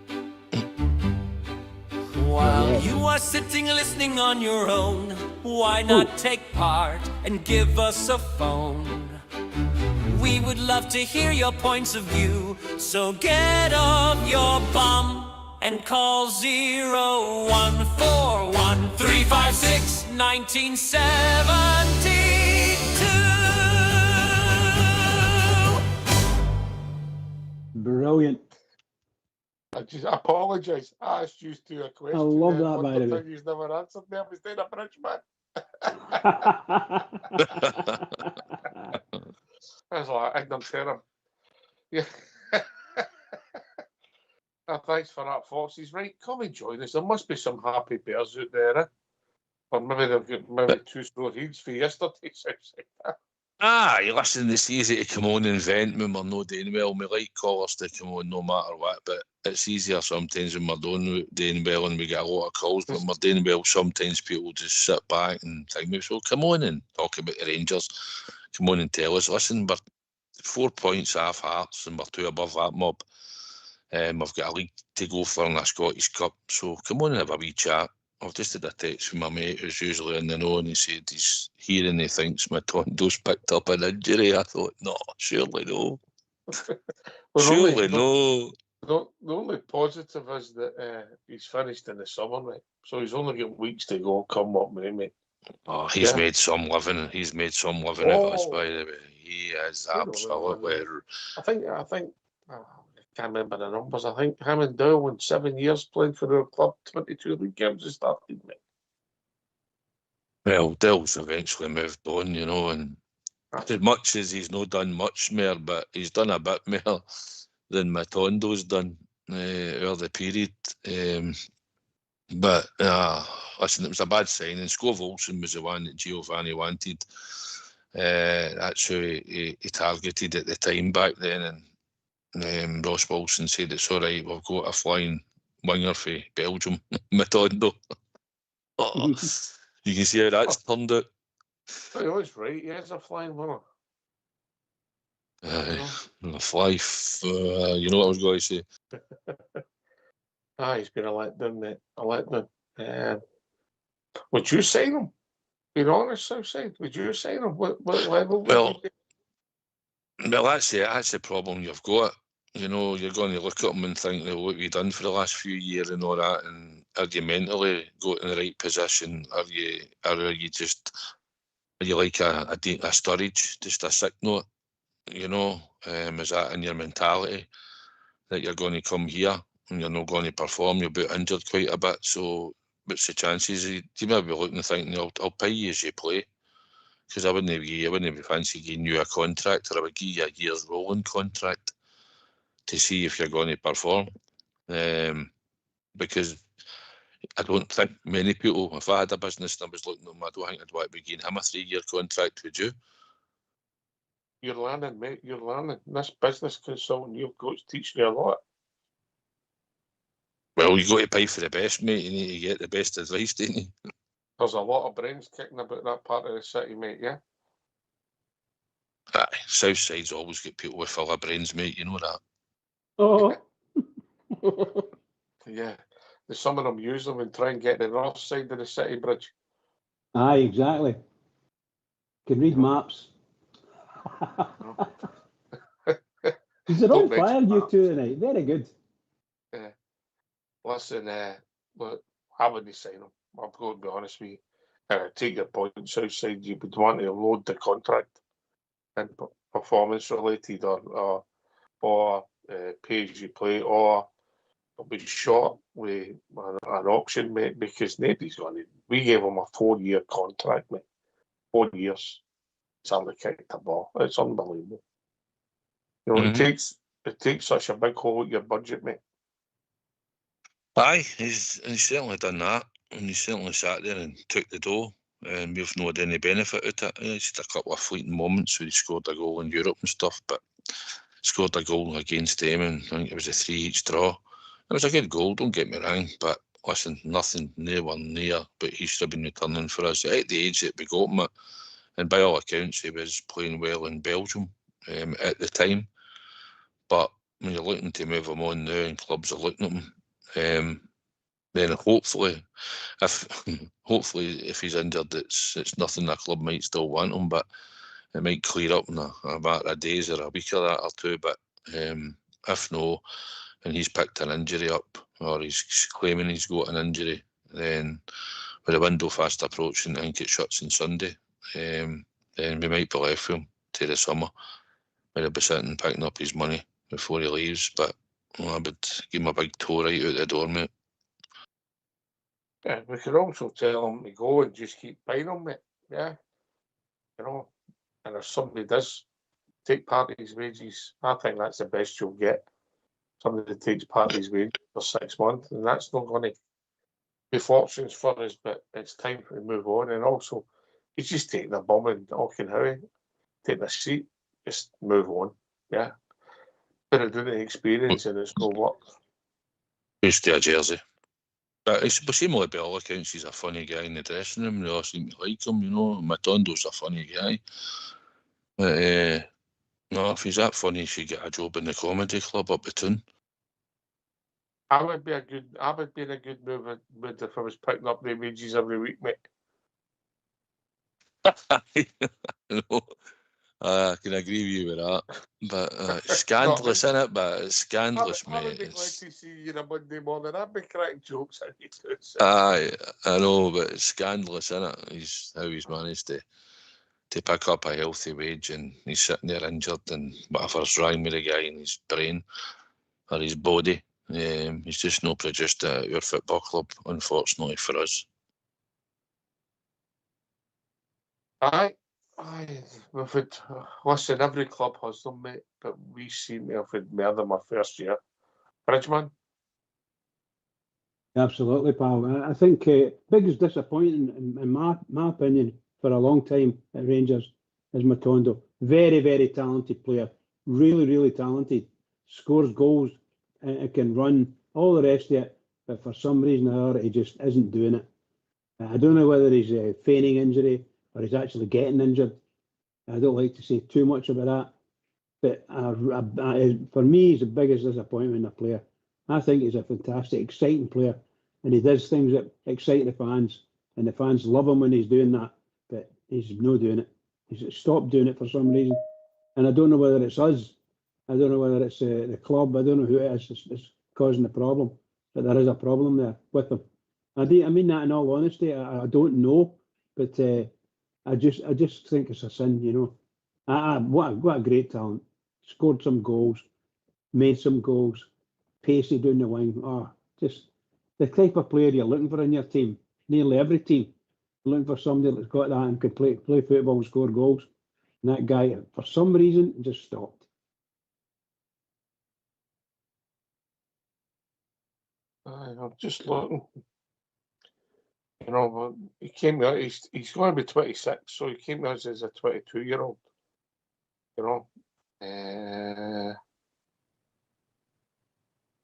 he's got 50 international caps. He's obviously done all right financially, but I would imagine his sliding scale of wages will fall dramatically, you know. But, aye. It'll be a sad day when Rabbie leaves the club.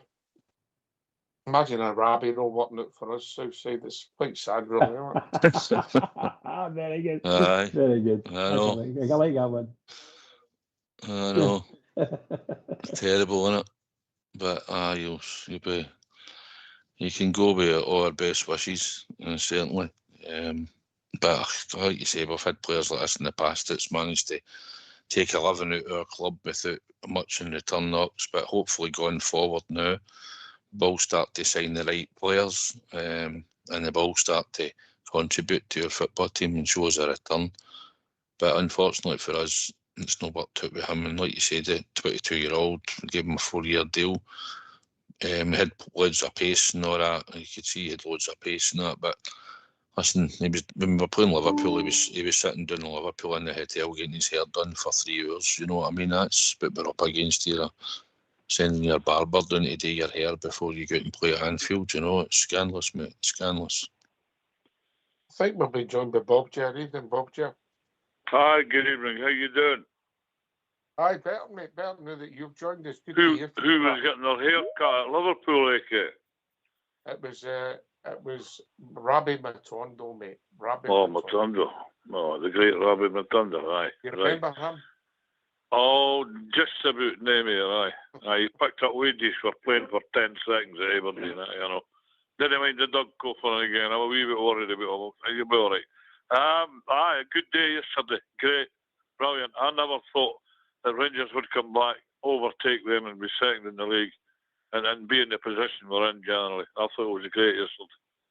And we ground out the one, which is good. I've seen the day we were struggled to a nothing each draw. Or a 1-0 one, but yesterday, they got the job done, and I'm very happy at the moment. So I just want to. We could do without this on Thursday, but hey over there. So I just want a continuation of that in the league form. Well done, Danny Rowe. So onwards and upwards, eh? Here. Aye, you're spot on. Aye. We've also been joined by Billy. Evening, Billy boy. Good evening, gentlemen. Good evening. Good evening, Billy. All right, Paul, how Evening, you Billy. doing? All right, troops. How's Right, it going, mate? I know, All buddy. right, buddy, good, yourself? good, buddy. Good. Did you bet any of the horses I sent you? He carries skin.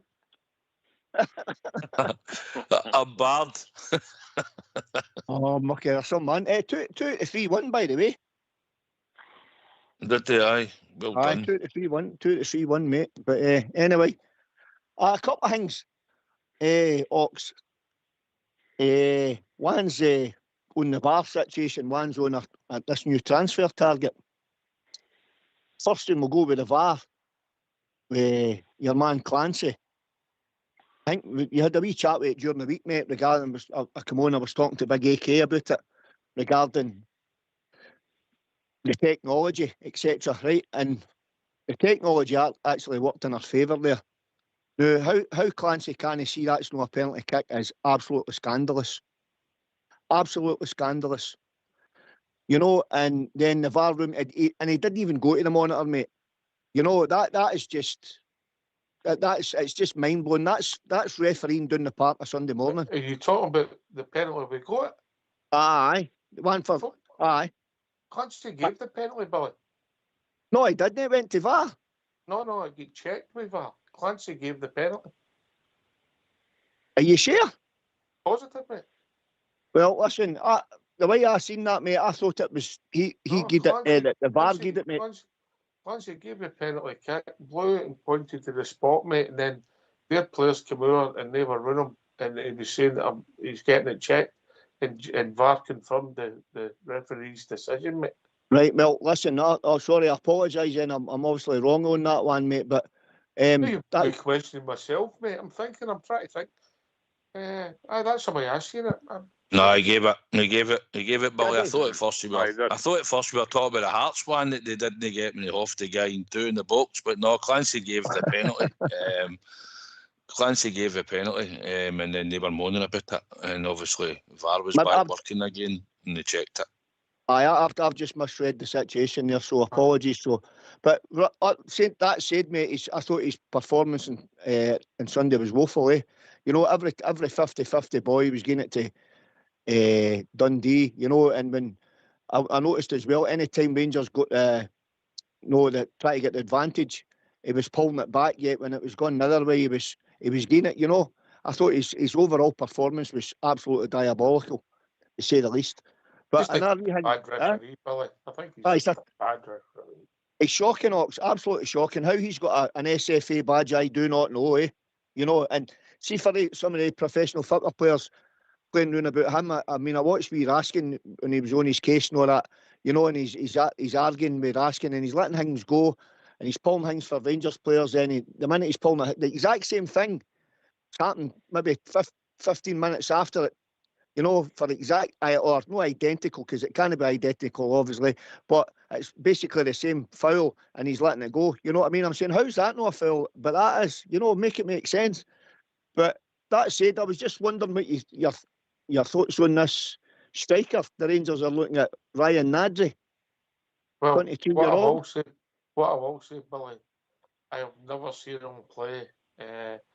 And if this is a German contact and we pick up a gem, I'm all for it.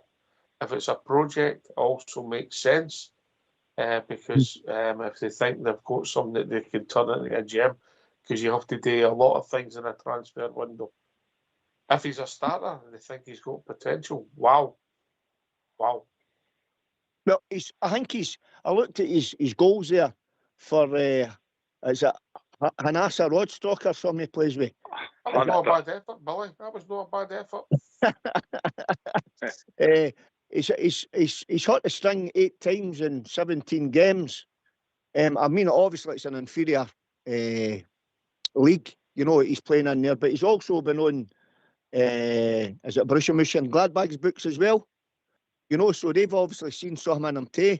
And I've said it a few times, I know, when we spoke about Danny Rowe, and I thought he would tap into the German market. And, you know, maybe this is maybe one of the players that he's been had a wee eye on for a wee while, or when he's been in that, you know, the circle, the different club teams he played with, well, no, did he play with? He was in and around the management circuit, Danny Rowe. Maybe that's one of the names that was getting flashed about there, you know. Very interesting to see it. Listen, what we don't know if it's real or it's paper talk, you know, because we've had a lot of speculation, and we'll continue to have a lot of speculation Southside for the next week. Southside then Bridgman. Aye, well, obviously we've been continually linked with players. We've been linked with ones for Sheffield Wednesday, I know, and this voice surfaced, and there's another one or two, but they've been spoken about that we're maybe interested in. So there's a bit of activity, Billy, and obviously we're looking, and we know we could like to add to the firepower. And if Danilo can go, because he's not going to be part of the plans, and this boy comes in and he's going to me. Listen, strikers don't lose the knack of scoring goals. If you know what the net is, you're a goal scorer, then you'll always find a way to get 10 goals. And if you're going to create a lot more chances than what they're creating where he is at the moment, and he's got a knack for scoring goals, then obviously you'd like to think you can come and score goals at Glasgow Rangers.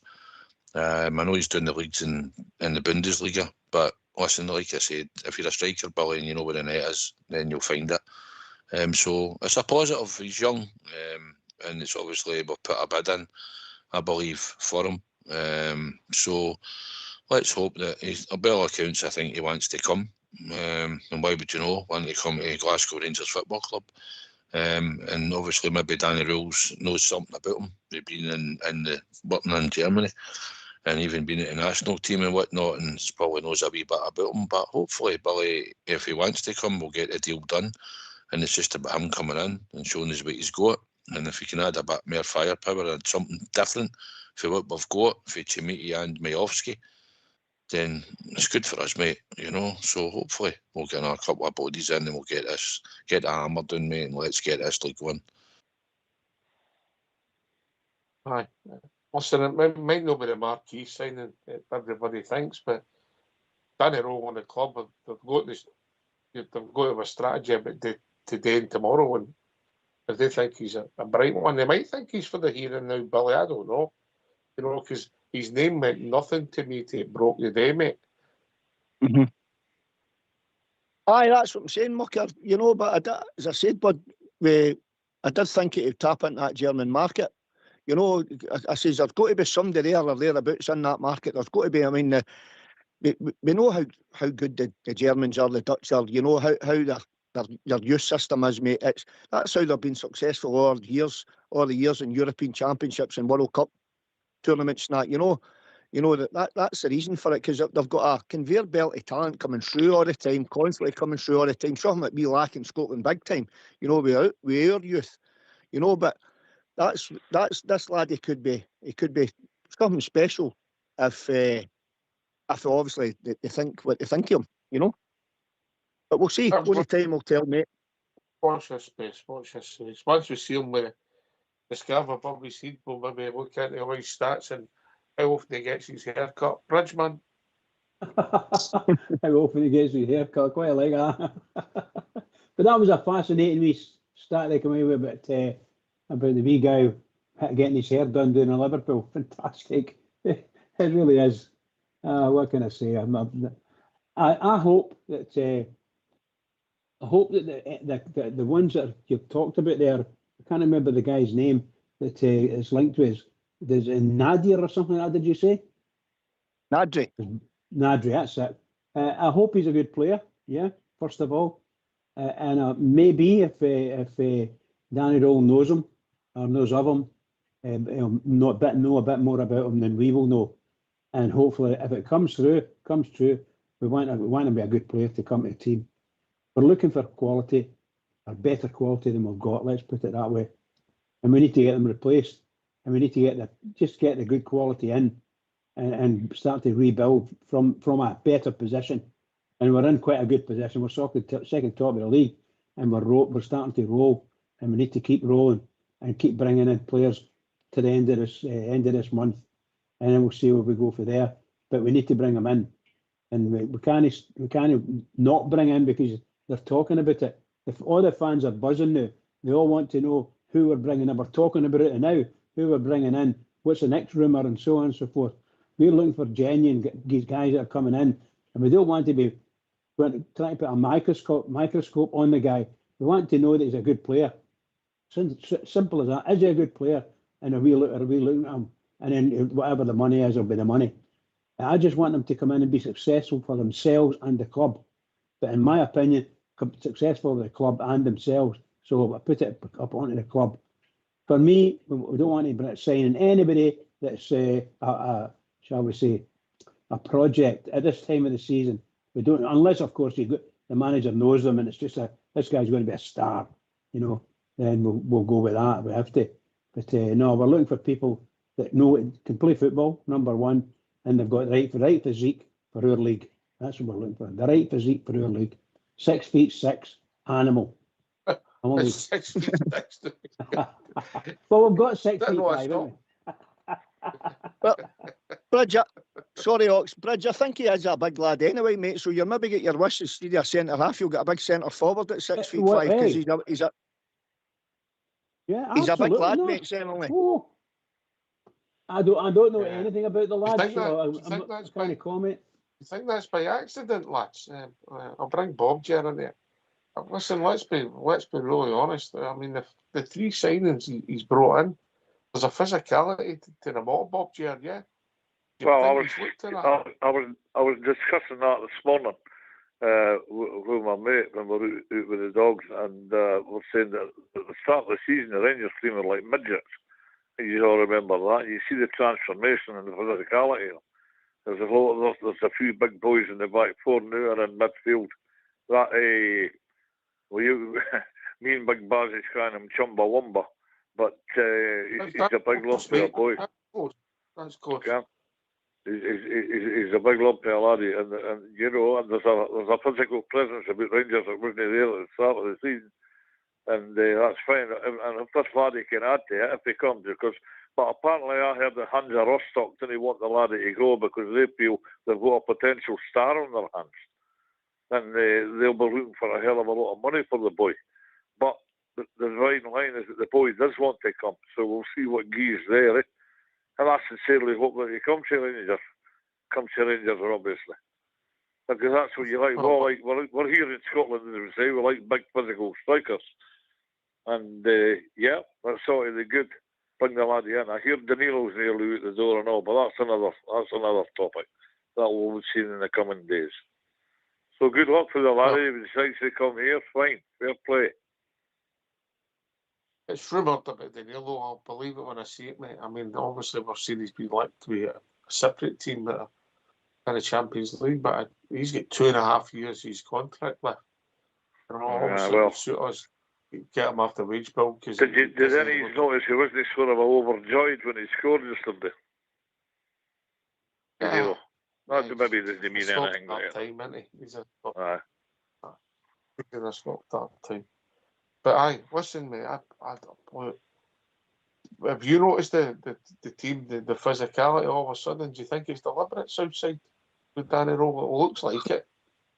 He's wanting to get the physicality and the profile up, but it looks at you can see the difference when Chimiti's playing up front to Majowski's playing up front, you know. And like you say, Billy, I was going to say to Billy, didn't get a chance when we were talking about doing the leagues and that. Listen, Jamie Vardy came from non-league football, was doing the leagues in England and came on and burst onto the scene in England, and look how his goal scoring record. So, but aye, listen, the physicality, I think we need that in the squad. You can look at Scott Olsen coming in, the size of him, the boy in midfield, the boy behind at left back, and now the striker we're linked with. So he knows that we need a physicality into the squad, and that seems to be the way we're looking at certain players. But first and foremost, we want the right player in with the right mentality that can handle the club and handle playing at the club. And I know Danny Rowe's alluded to it a few times in past press conferences and when he's been talking, and he's always said that it's about the mentality and having that come to this club. So hopefully he identifies that also he has been doing, and these players, they come with the right attitude and mentality to handle playing at the club, whether they're coming for a short period on loan or whether they come with a view to signing for our club and we're giving them out a decent contract. But physicality, I think we need to, in another couple of positions we still need to make sure that we get these big tight players with good physique that can actually play the game of football. But I don't think it's a coincidence, mate. I think it's, but we all know that the squad needed that through all different departments of the team. Absolutely. The recruitment was just mental.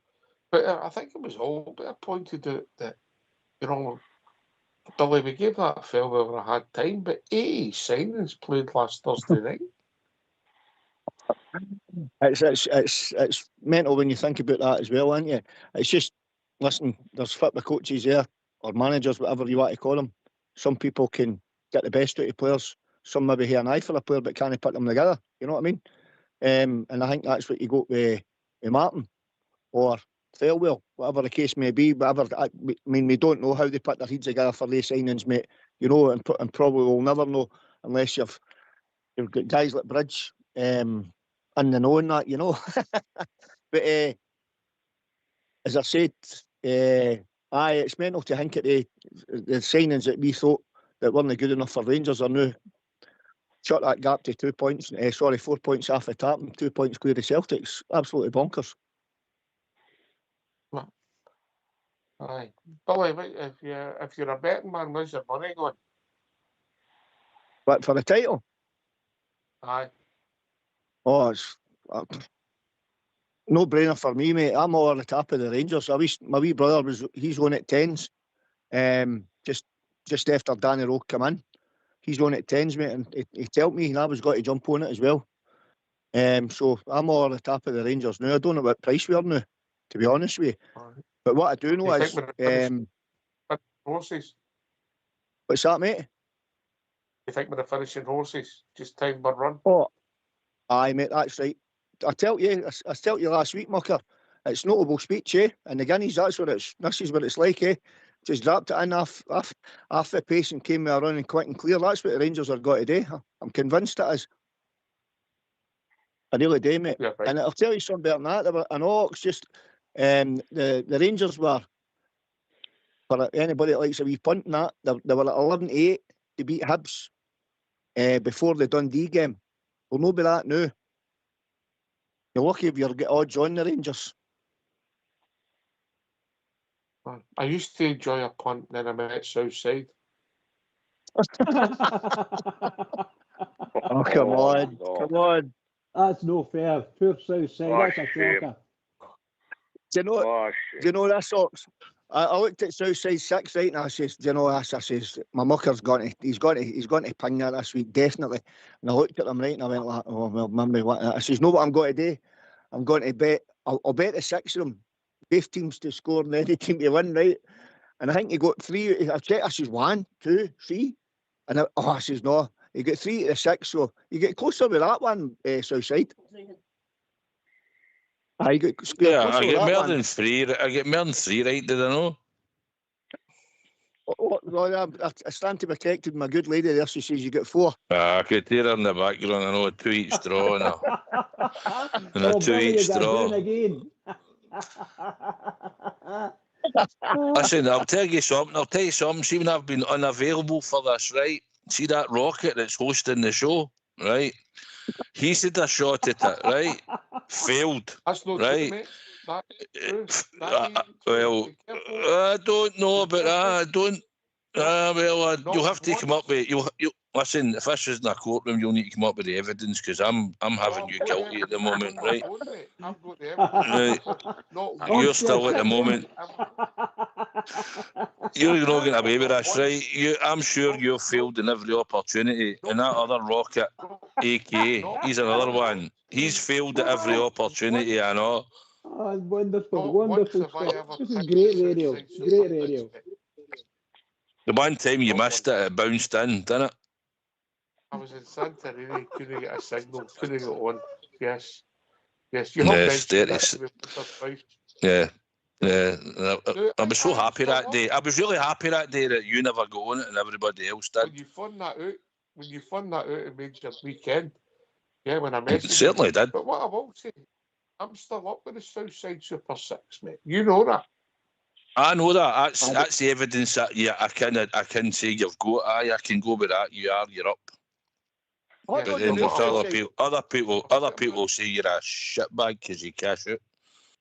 Oh, you took the words out my mouth there, mate. You took the words out my mouth. I was just going to say, if my memory corrects me correctly, I'm sure the Hawks boy cashed out in that bet, mate. I've cashed out a few times on it and ended up. I cashed out when he had 5 out of 6 heavy, and then he never even get close. So I was delighted. And see when he fund that out, that didn't cheer him up. And I'm going to say for the record, I have never. That's why you're getting slandered on here tonight. He's getting revenge. Me personally, I have never picked Southside Super 6. I've read it out from other people. I have never picked it. I did say it was a hard thing to do, didn't I? Right at the start. You did. It's a bit of fun. You did, but if I'd just done the other 3 that I started with on Saturday and done Partick Thistle and Rafe Rovers and Motherwell and added them into the ones that hit me, it would have been up easier, but it's like end, isn't it? It's like end. Did Billy Boy take it on? Did he not do it 1 week?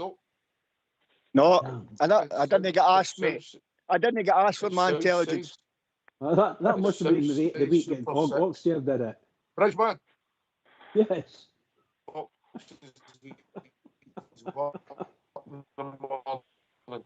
Last word for your good self. Bobjet. Oh, right, sorry. I'm just having a wee laugh there. I only ever gambled once, and that was Mary and a Pfeiffer. She slapped me that many times, I began to look like a sauce bottle. Before I go, Bridge, a wee word for you, pal. There's a new German barber's up the tune I'm going to tomorrow. Oh, yeah? New German barber. Can't what his name is? Go on, then. Haircut. Right, they get worse. I'll go with That's one of the Thanks for the call. Don't be a stranger. We'll speak to you soon, Bob Jet. Oh, Bob Jet. I know that's one of the worst shit. Usually we can take it all off, but no, I'm not coming back on you. Right, okay. Okay, lads, thanks a lot. I'm glad we're all laughing. We're all feeling happy again. We'll pay the bounty. We're all laughing. Okay. Cheers, Bob Jet. Bye-bye.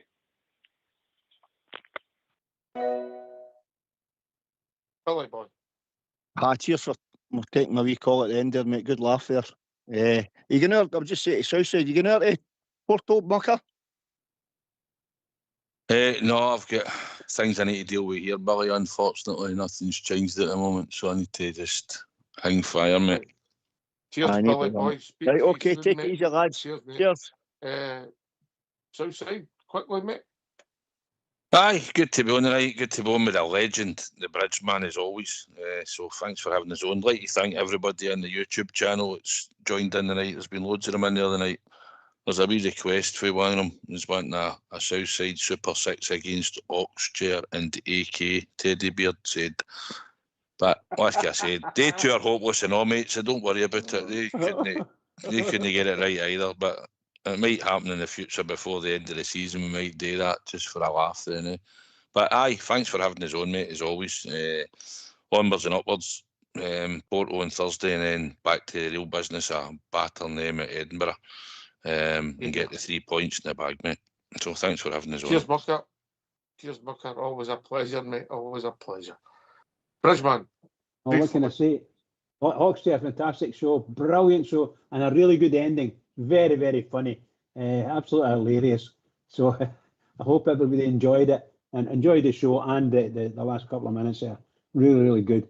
Can I just say to all the Rangers fans listening in all over the world, biggest game coming up. And we need to do a nice European game coming.